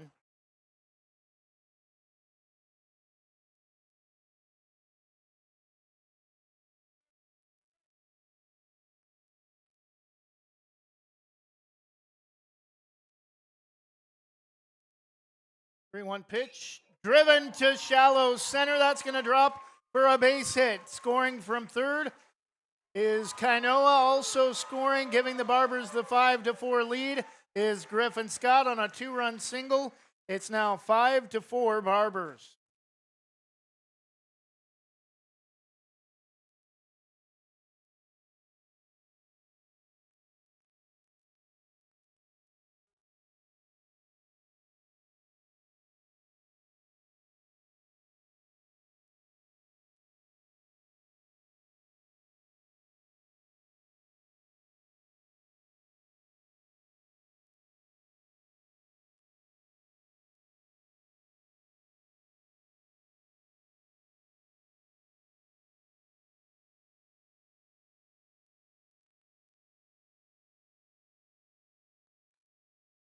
Batting number 10, first baseman Connor Perry lifts one out of play.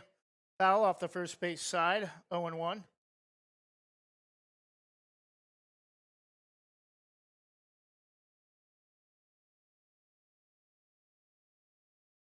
Test.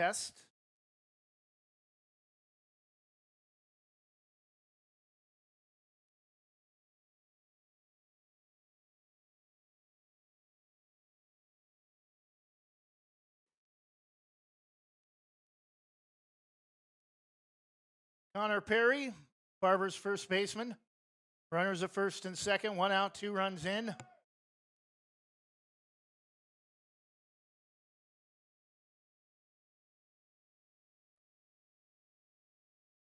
Pitch is down and in for ball 1, 1 ball and 1 strike.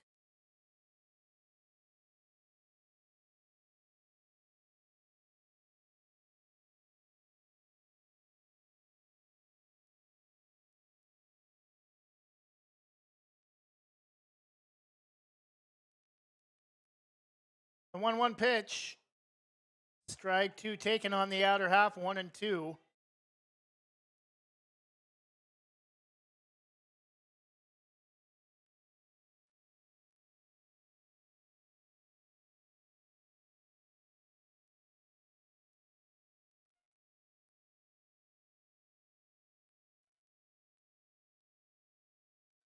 The 1-2 pitch turns on, rips it foul into the corner. At the end of the first base dugout, 1-2, still the count.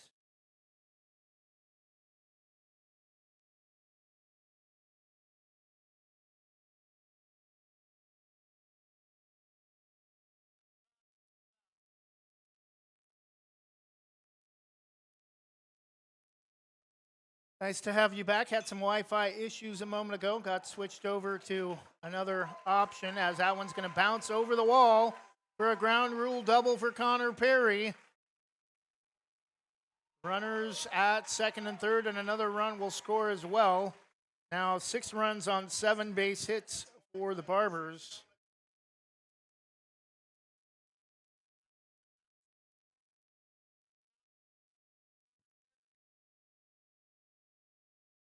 Six-4 in the bottom of the fourth, a 1 out.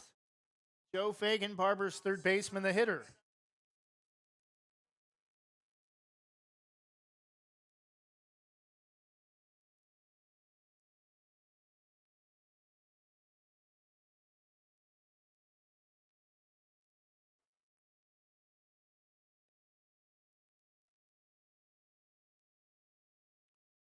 First pitch to Fagan misses for ball 1.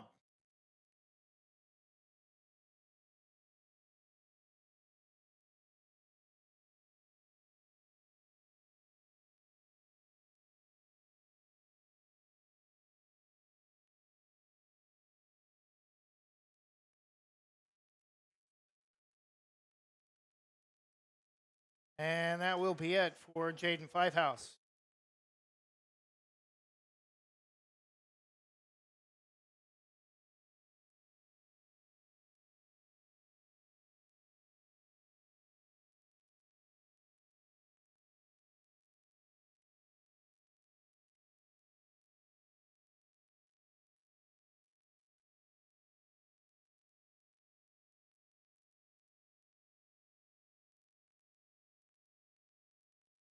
6-4 Barbers in the bottom of the fourth, a 1 out when we return after this 30-second break.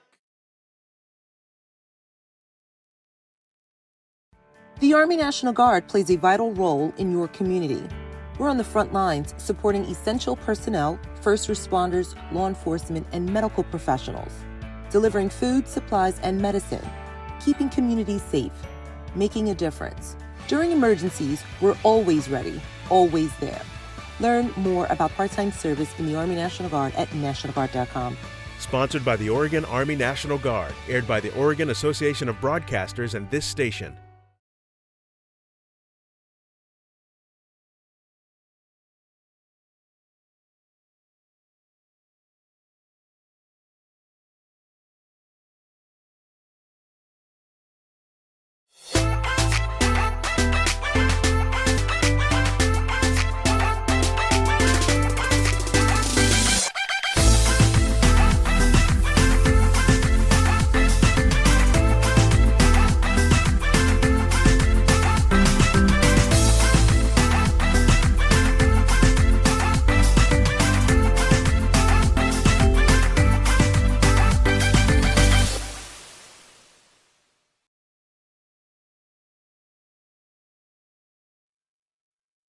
And we're back.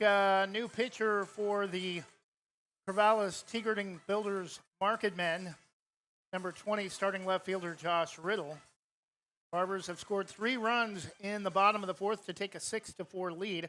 6 runs, 7 hits, no errors. 4 runs, 3 hits, 1 error for the Market Men.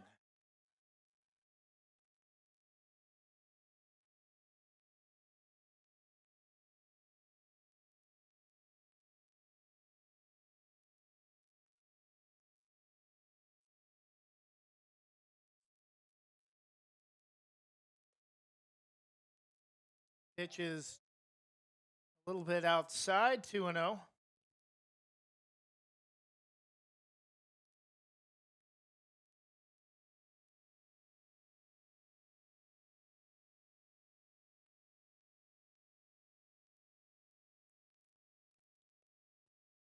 Pitch, a strike called.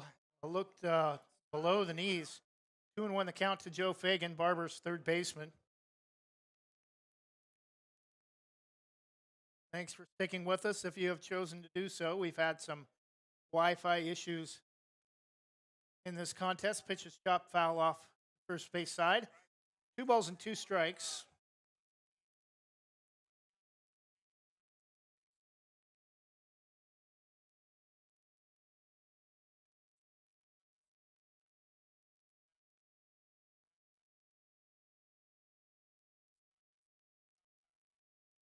And pitch misses low and away. Count is full 3-2. As Gavin Price, Corvallis catcher, nearly has to get away.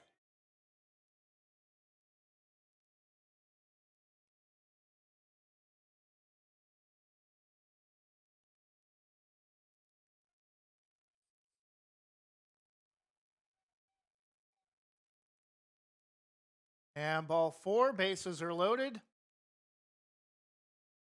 Batting number 1, Logan Nakamura.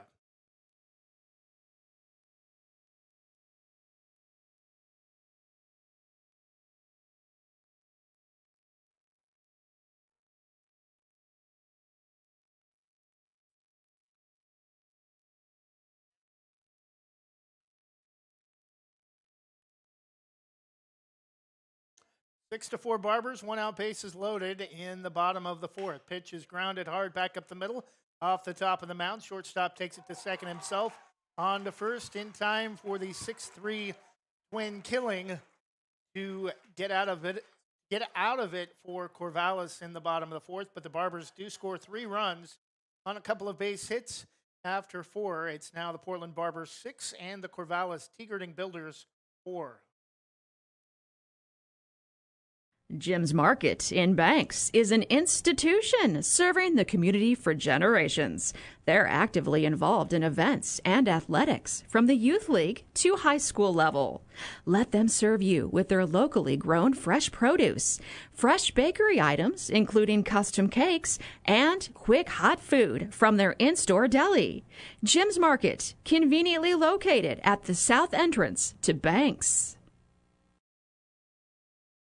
Same great smile, same great service, but a brand new location and a great new team. Sarah Hesselman Group is still proud to support Banks High School athletics, but has now joined the Premier Property Group real estate team with new offices located in Bethany. If you're thinking about buying or selling a home, contact the Sarah Hesselman Group, Sarah at sarahhesselman.com, or call 503-313-0748.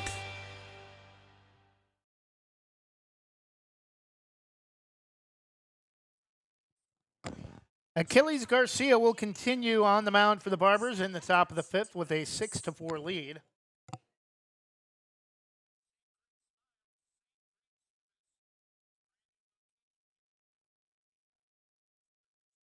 Batting number 2, Gavin Price, catcher for Corvallis, takes the first pitch outside, ball 1.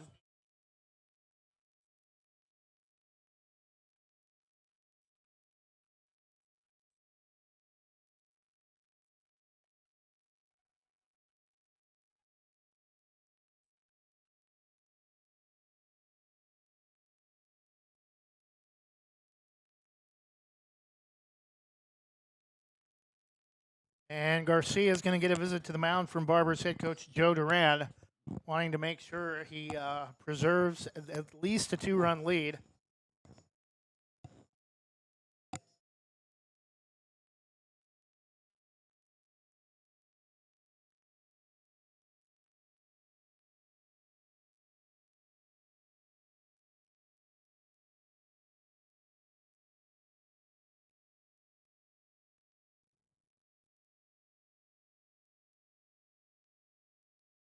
The count, top of the fifth inning. Gavin Price, Corvallis catcher, and Garcia misses way outside on that breaking ball. Count moves to 3-0.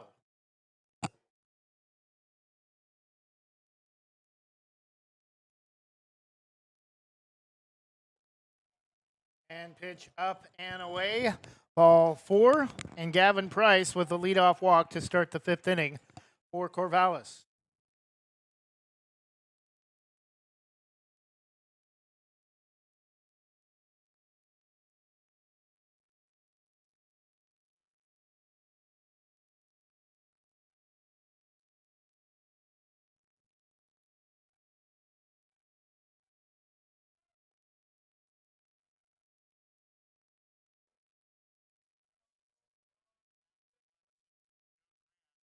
Want to know the count?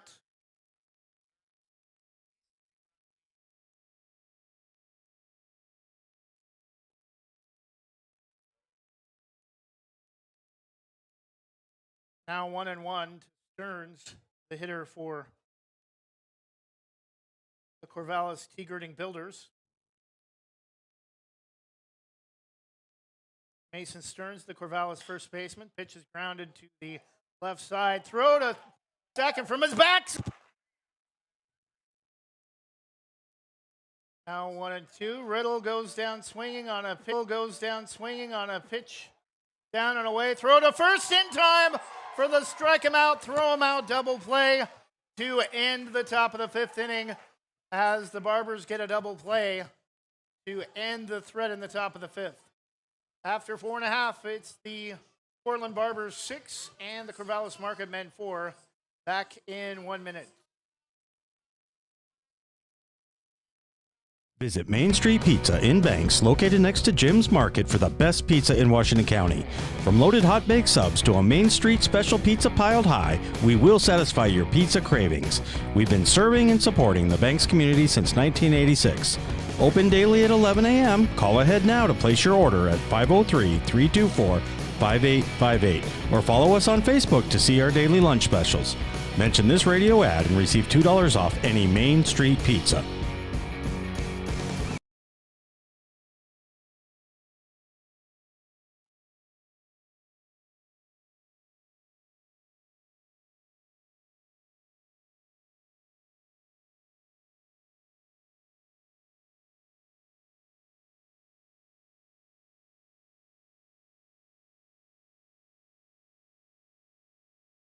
Explore your world with Donna Maller Hawkins at Infinity Escapes Travel.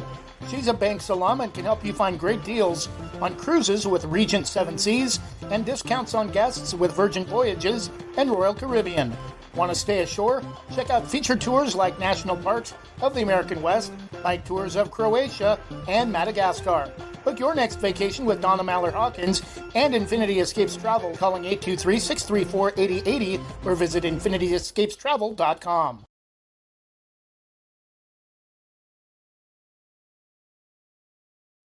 New hitter entering the game for the Barbers, number 3, Torsten Hersom.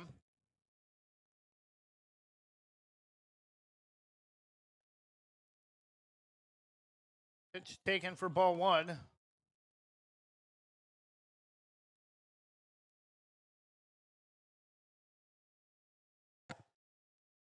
Swung on and missed that time, coming up empty, 1-1 the count.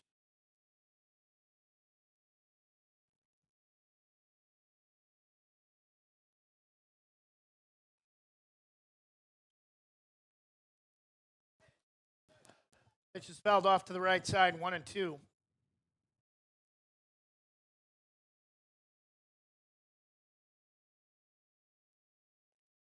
Taken outside to the left-handed hitter, 2 balls and 2 strikes.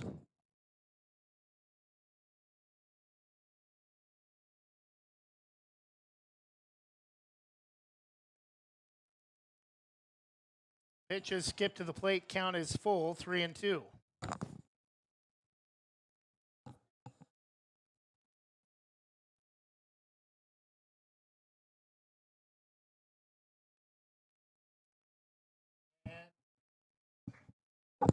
And Torsten Hersom reaches on a leadoff walk in the top of the 5th. Barbers chance to add to their lead of 2 runs. And number 8, Logan Nakamura, coming to the plate.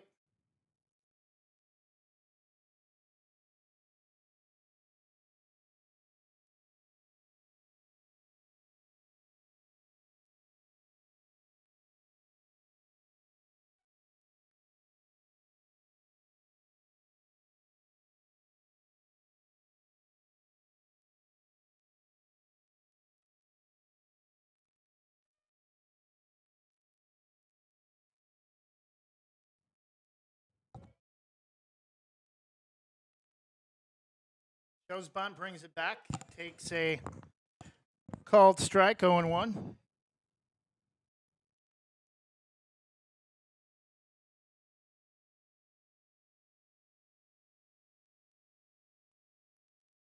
Again, bunt shown right back to the pitcher. Throw to first is the only play high. Pulls him off the bag, but makes the tag. For out number 1, runner will advance. Torsten Hersom heads to second on the play.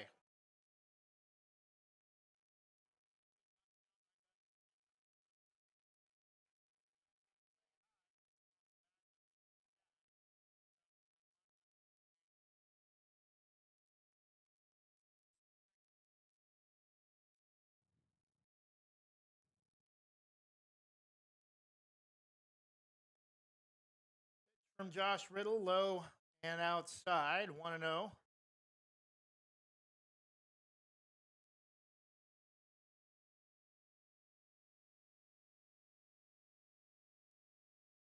Riddle, second, comes to the plate, misses down and in.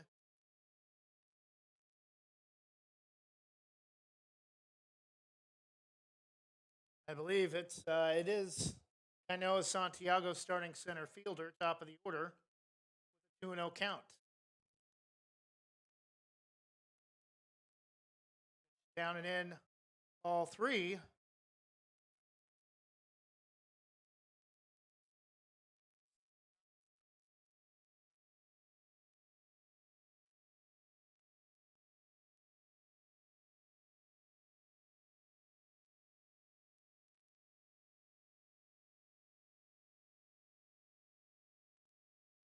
Runner at second, 1 out, pitch taken for strike 1.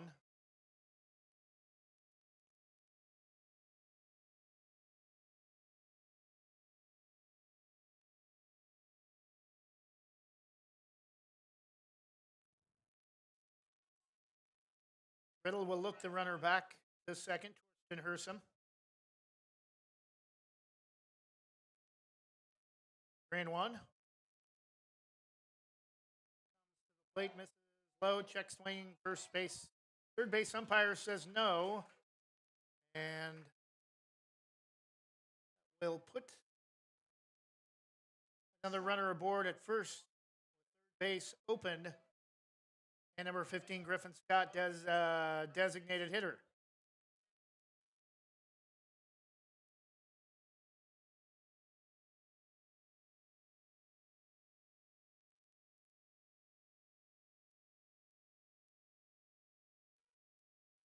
First pitch called strike, low at the knees.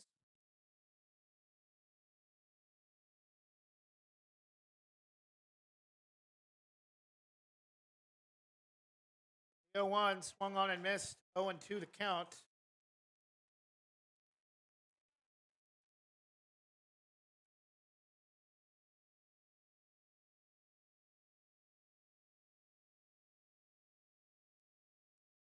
The 0-2 popped up to center field.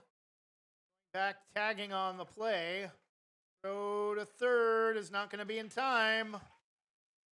Heard somebody from apparently one of the Corvallis fans say got him, man. Kind of hard to that kind of speed. Runners at the corners, 2 outs.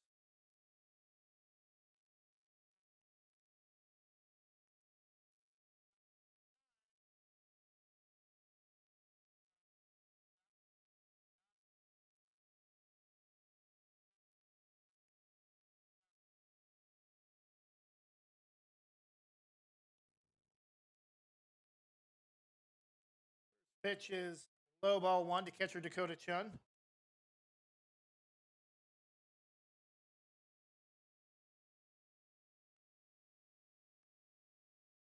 Outside, 2-0 the count.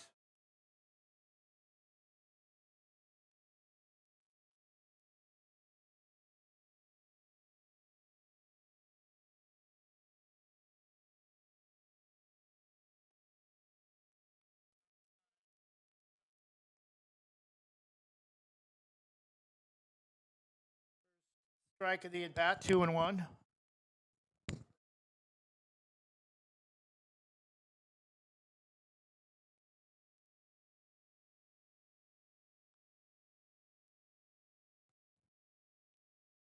Green one, second base open, runners at the corners, 2 outs, 6-4, Barbers lead.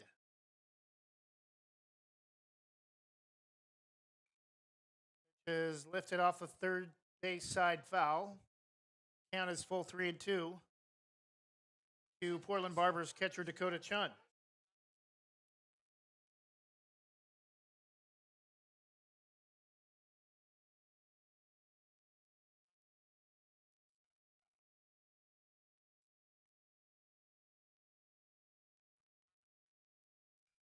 Swung on and lifted to left, coming in and making the grab for out number 3. Barbers kept off the board in the bottom of the 5th inning. Corvallis down to their final 6 outs, trailing by 2 runs. We go to the top of the 6th. When we come back, Corvallis at the plate.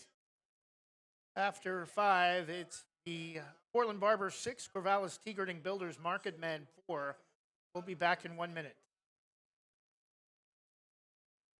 Whether it's a steaming hot old-fashioned cup of joe or hot chocolate on a cold winter day, or an ice-cold Italian soda or iced coffee on a hot summer day, anytime is a great time to stop by Scoggins Creek Coffee. With 2 locations in Gaston and Yamhill Carlton, their warm and friendly baristas will get you the delicious drink of your choice. Scoggins Creek Coffee, call 503-985-3483, 503-985-3483. Proudly serving our neighbors in Washington County since 1946, LaHaye's is your destination for locally made Letterman's jackets, custom embroidery for business apparel or a unique gift, and scouting uniforms and supplies. LaHaye's is on the corner of 3rd and Main in historic downtown Hillsborough. Open Wednesday through Friday, 10 to 6, Saturday, 10 to 4, and anytime online at lahayes.com or call us at 503-648-2341.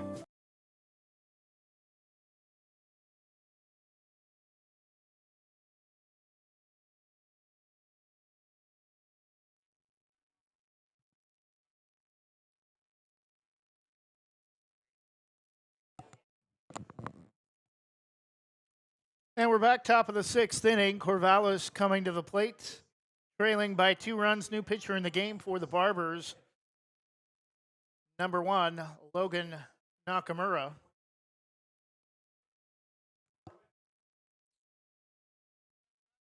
Actually, I think Logan's number 8.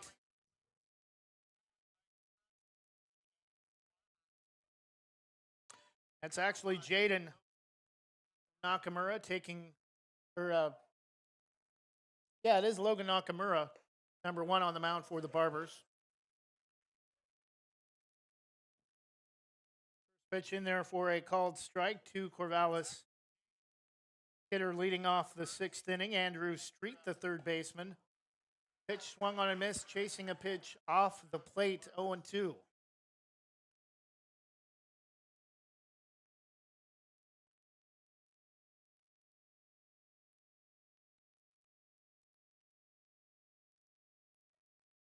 Kind of a herky-jerky delivery from Nakamura. Gets a foul ball that time out of Andrew Street, still 0-2.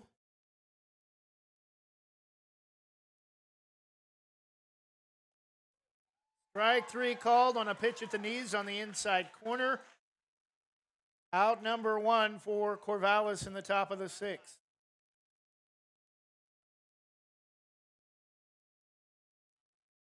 Batting number 19, bottom of the order, left fielder Blake Linton.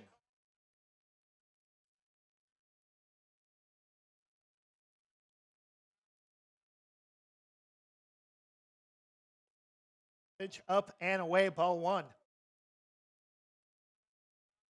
Games get underway at 1 o'clock tomorrow. Barbers win, they'll play at 7. If they lose, they'll play at 4 against Staten. Have to wait for the 1 o'clock winner to find out who they will play at 7.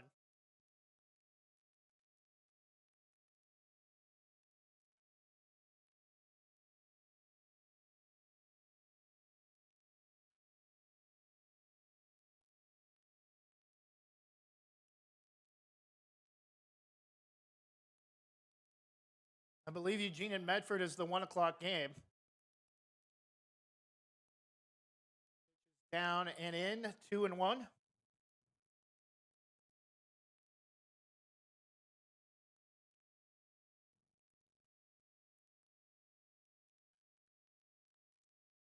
Fouled off. Straight back and a little bit off to the right by Linton, 2-2. Again, if you're sticking with us, thanks for getting through the Wi-Fi issues we had. Slaps at 1 foul. The purple and white Portland Pilots P logo off the third base side. Still 2-2. Corvallis in the blue uniforms. Portland Barbers in the red. Just misses low. Count is full 3-2.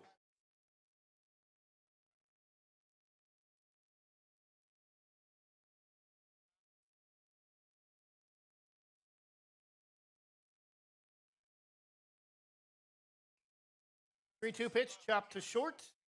Throw to first in time for out number 2.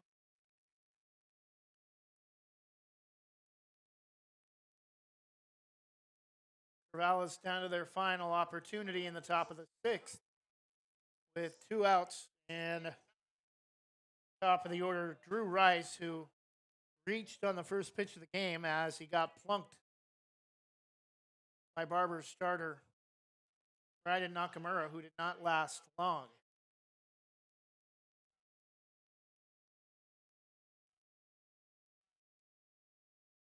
Delivery is a miss. 1-0 is in the dirt, 2-0.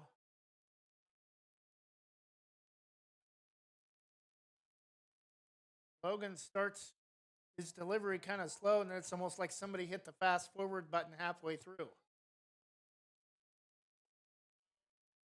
Swing and a miss. That time comes up empty, 2-1. Rubbing his left shoulder. That type of delivery, yeah, you're going to blow out your arm quick.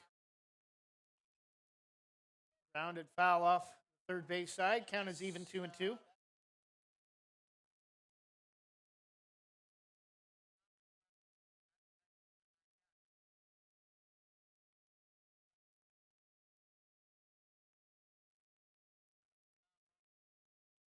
Two pitch inside, jammed him, popped it up. Shallow left center, going back on and making the catch is the shortstop. I believe it's a new shortstop as Logan Nakamura now pitching for the Barbers. Corvallis goes down in order in the top of the sixth. The Barbers 3 outs away from advancing to the bracket buster kind of championship round. Bottom of the sixth, one more opportunity to try to add some insurance runs when we come back. Portland Barbers 6, Corvallis 4 when we return. At One Credit Union, every individual is unique, with different needs, different wants, and different goals. This is who we are, and we live here. Our families live here. Our friends live here. This is our home, because to us, you're not a number. You're an individual. One Credit Union. Individuals welcome. O'Leary Air is proudly offering Dakin Comfort Pro HVAC products. They've been serving the West Side and Greater Portland Metro since 2015. They pride themselves in getting the job done right, backed by a legacy of integrity, respect, and honesty. O'Leary Air offers competitive pricing on all their work. Give them a call today at 503-989-5251. That's 503-989-5251. Online at o'learyair.com. CCB number 239855.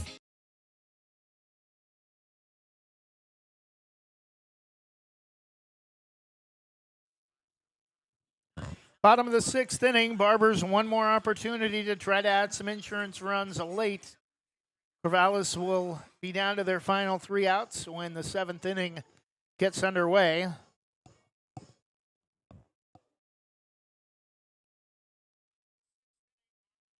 Leading off for the Barbers, Gabe Coltman. He'll be headed to South Carolina Upstate next season to play college baseball.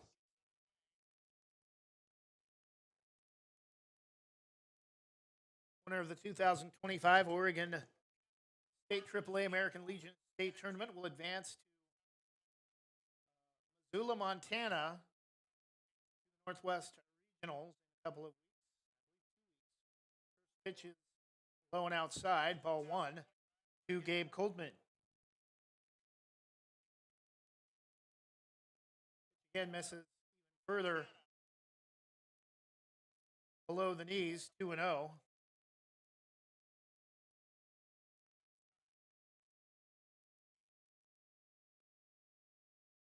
He takes ball 3, has not moved the bat off his shoulders yet.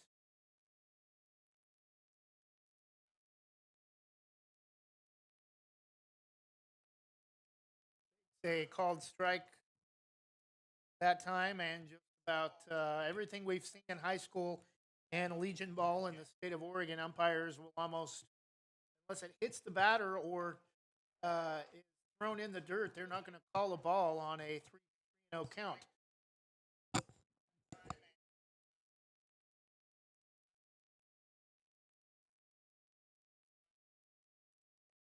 Pitch is over the head of Coltman for ball 4 and a leadoff walk on a 3-2 pitch.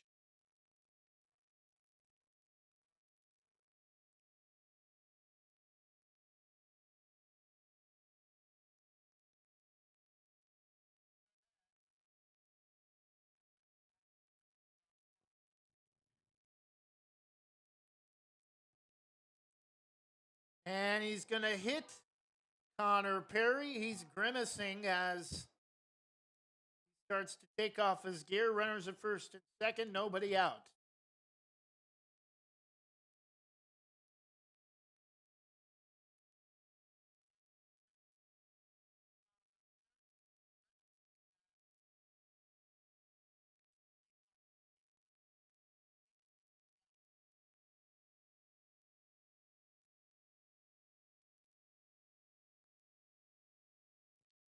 Batting number 4, third baseman Joe Fagan.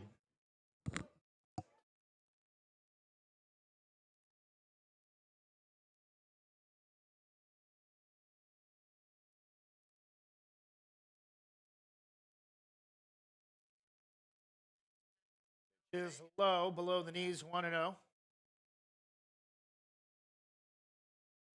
On the campus of University of Portland, Joe ETZEL Field. University of Portland, a member of the West Coast Conference, will stay that way despite Gonzaga leaving. Seattle University will be coming in. West Coast Conference does not participate in football. That pitch will be bunted foul off the third base side, 0-1 or 1-1.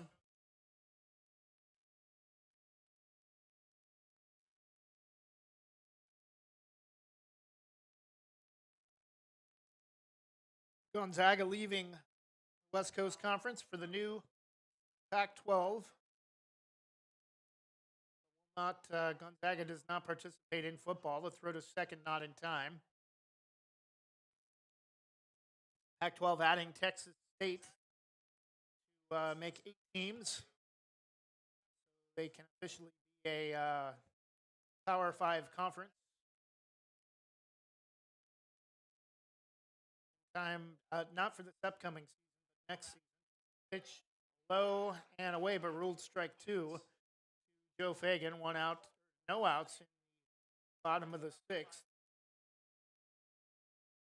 runs, 7 hits, no errors for the Barbers. 4 runs, 3 hits, 1 error for Corvallis Market Men. Corvallis, home of Oregon State. Pitch low and away off the plate, 2-2. And they're going to call a balk. That will move the runners over to second and third, put 2 more Barbers in scoring position with nobody out.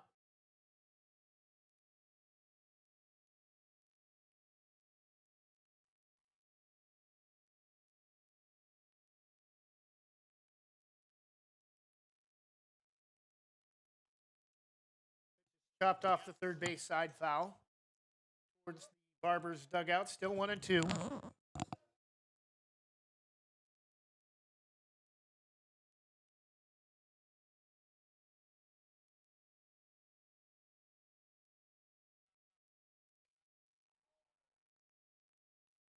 And pitch is driven to the gap. That's going to bounce off the 369 marker. And they're going to hold the runners at second and third, but the Barbers are going to score another run. Gabe Coltman crosses the plate. It's now 7-4 on the 8th hit of the game for the Barbers.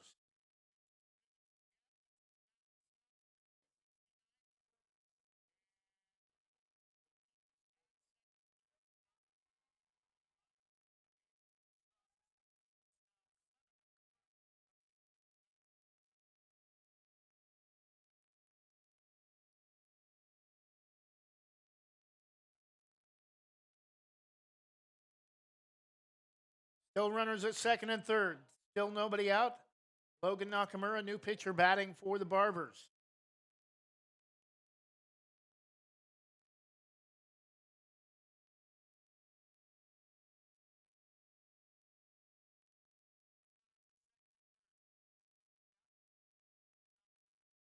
Off the end of the bat, foul. The left-handed hitter.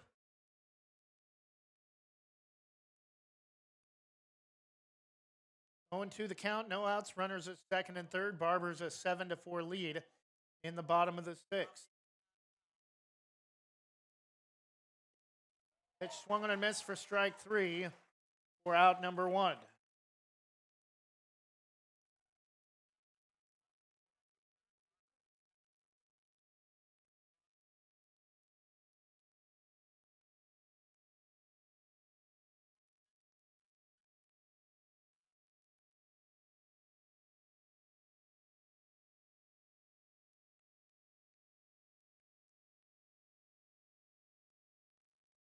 First pitch to, I believe, Torsten Hersom is down and in, but ruled strike 1.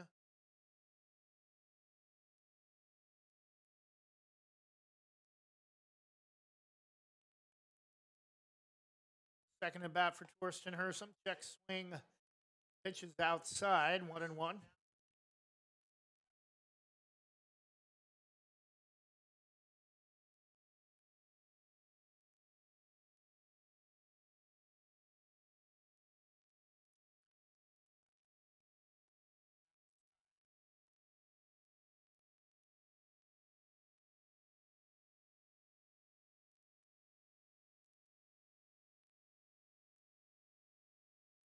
Two-one pitch.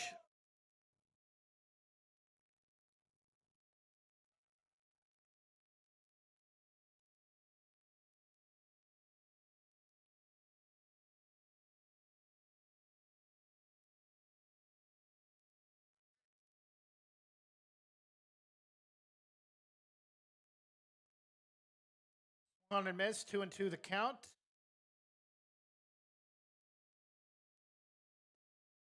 Takes ball 3 down and away. Count is full.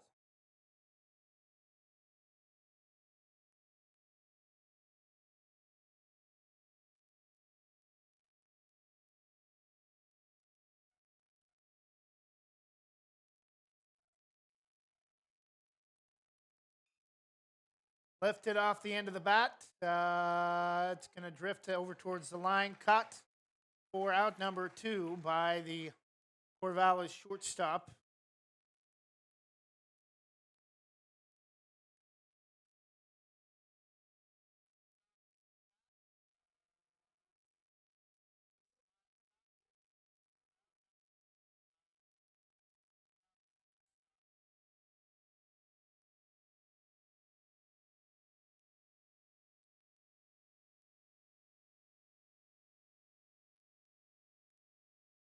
Two outs for the Barbers. First pitch swinging, grounded to first. In time for out number 3 to get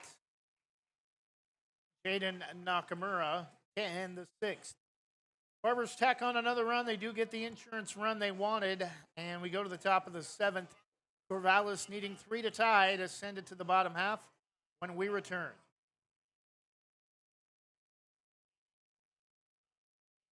Do you have your next vacation planned?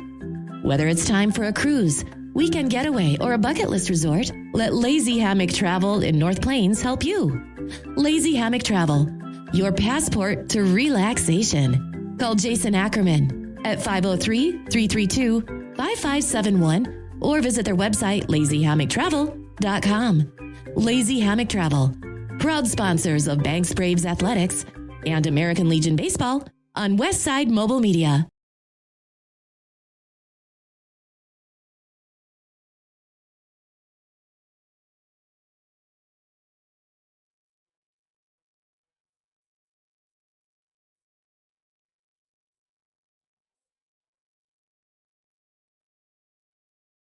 Top of the 7th inning, Corvallis down to their final 3 outs to try to stay undefeated in the 2025 Oregon AAA American Legion State Baseball Tournament, which will conclude on Wednesday afternoon. 3 games tomorrow, 1, 4, and 7.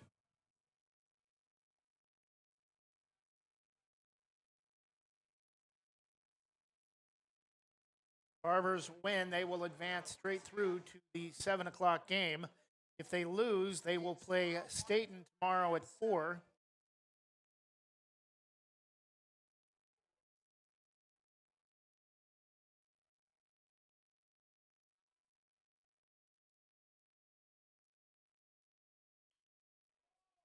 Pitch to Ben Weiss, driven back, and a nice effort, but unable to track it down by the left fielder. Throw to third. They're going to keep Weiss at second base. And Corvallis has a leadoff base runner aboard with nobody out in the top of the 7th.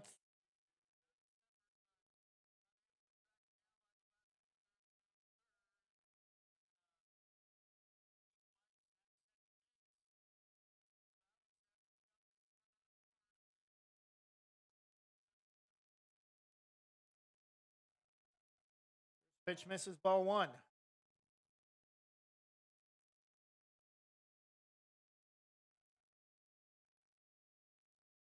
Number 14 for Corvallis.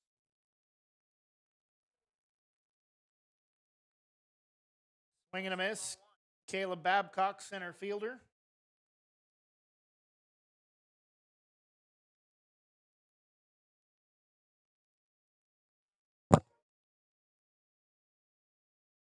One pitch, swung on a miss, fastball on the inner half of the plate, 1-2.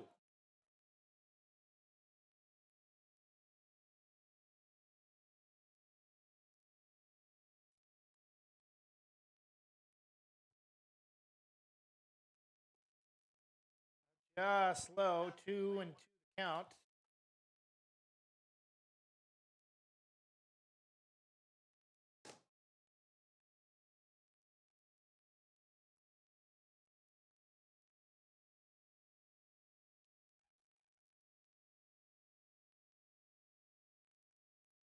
Nakamura will look the runner back to second.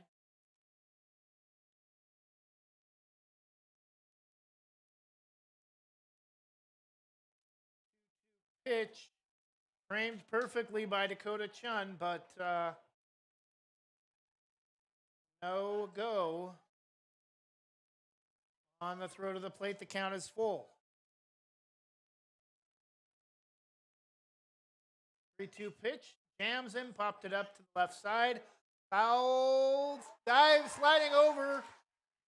It's no longer Dakota Chun behind the plate. He makes a fine grab, sliding in front of the Barbers dugout for out number 1.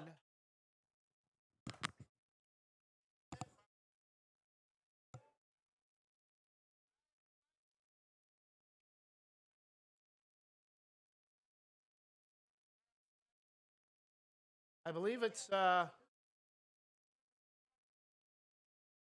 number 10, Connor Perry, now playing behind the plate. Corvallis still a runner at second, down to their final 2 outs, trailing by 3 runs. From Nakamura, check swing glazes up into the bat, foul, 0-1. Tried to hold up, but as he went about halfway, the ball was already there, and it hit the end of the bat.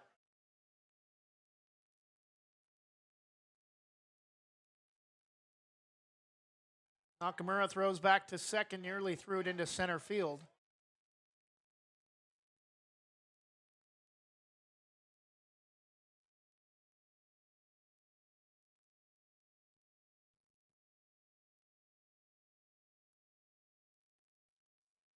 Pitch swung on and missed, comes up empty, number 16 for Corvallis.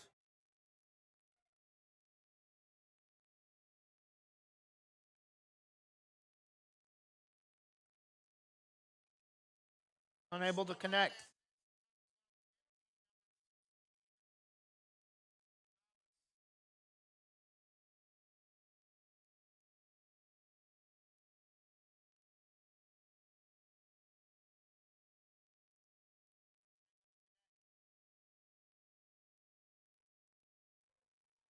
Strike 3 called, out number 2.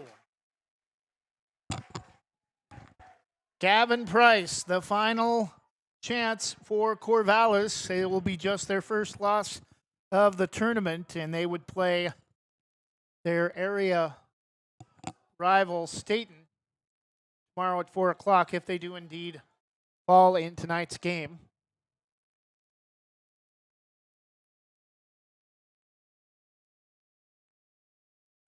Two outs, top of the 7th, 7-4 Barbers. Pitch is lifted to center field, racing in. Oh, it's going to drop. And that will go likely as a bloop single. Throw back to first. There will be no throw. And Corvallis still alive, now trailing by 2 on a bloop single to shallow center. Their 5th hit of the game, scores their 5th run of the game.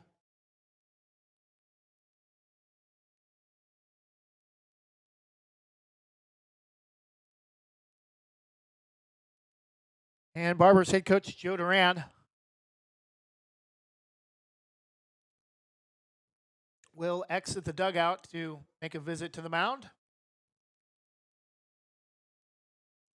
Nakamura will stay in.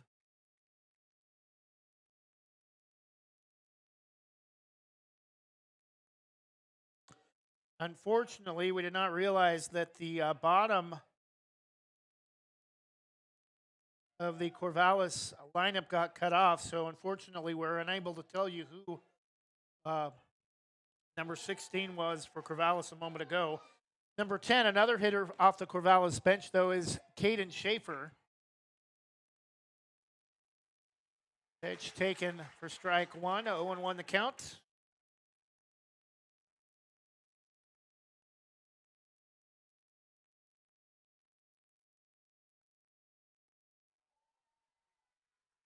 Strike two, 0-2.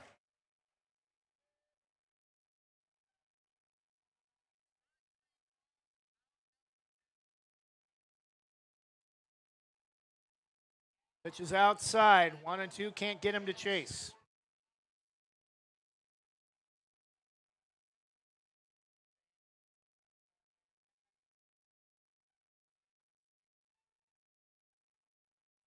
One-two pitch, misses high, 2 balls and 2 strikes.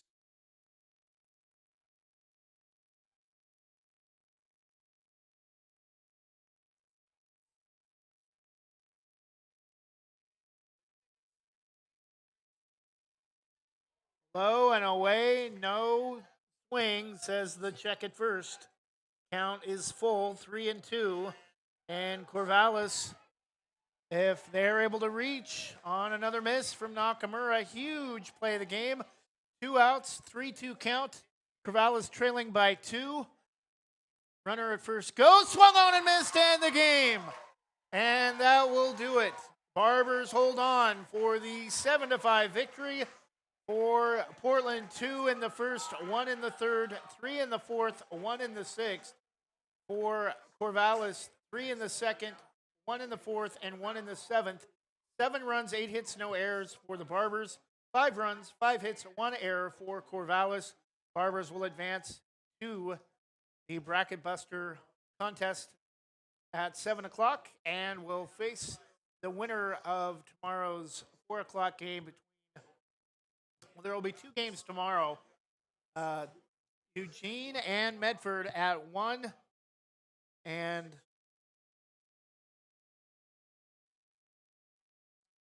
Corvallis and Staten at 4, both of those double elimination contests. Great game. Barbers pitching started out a bit wild.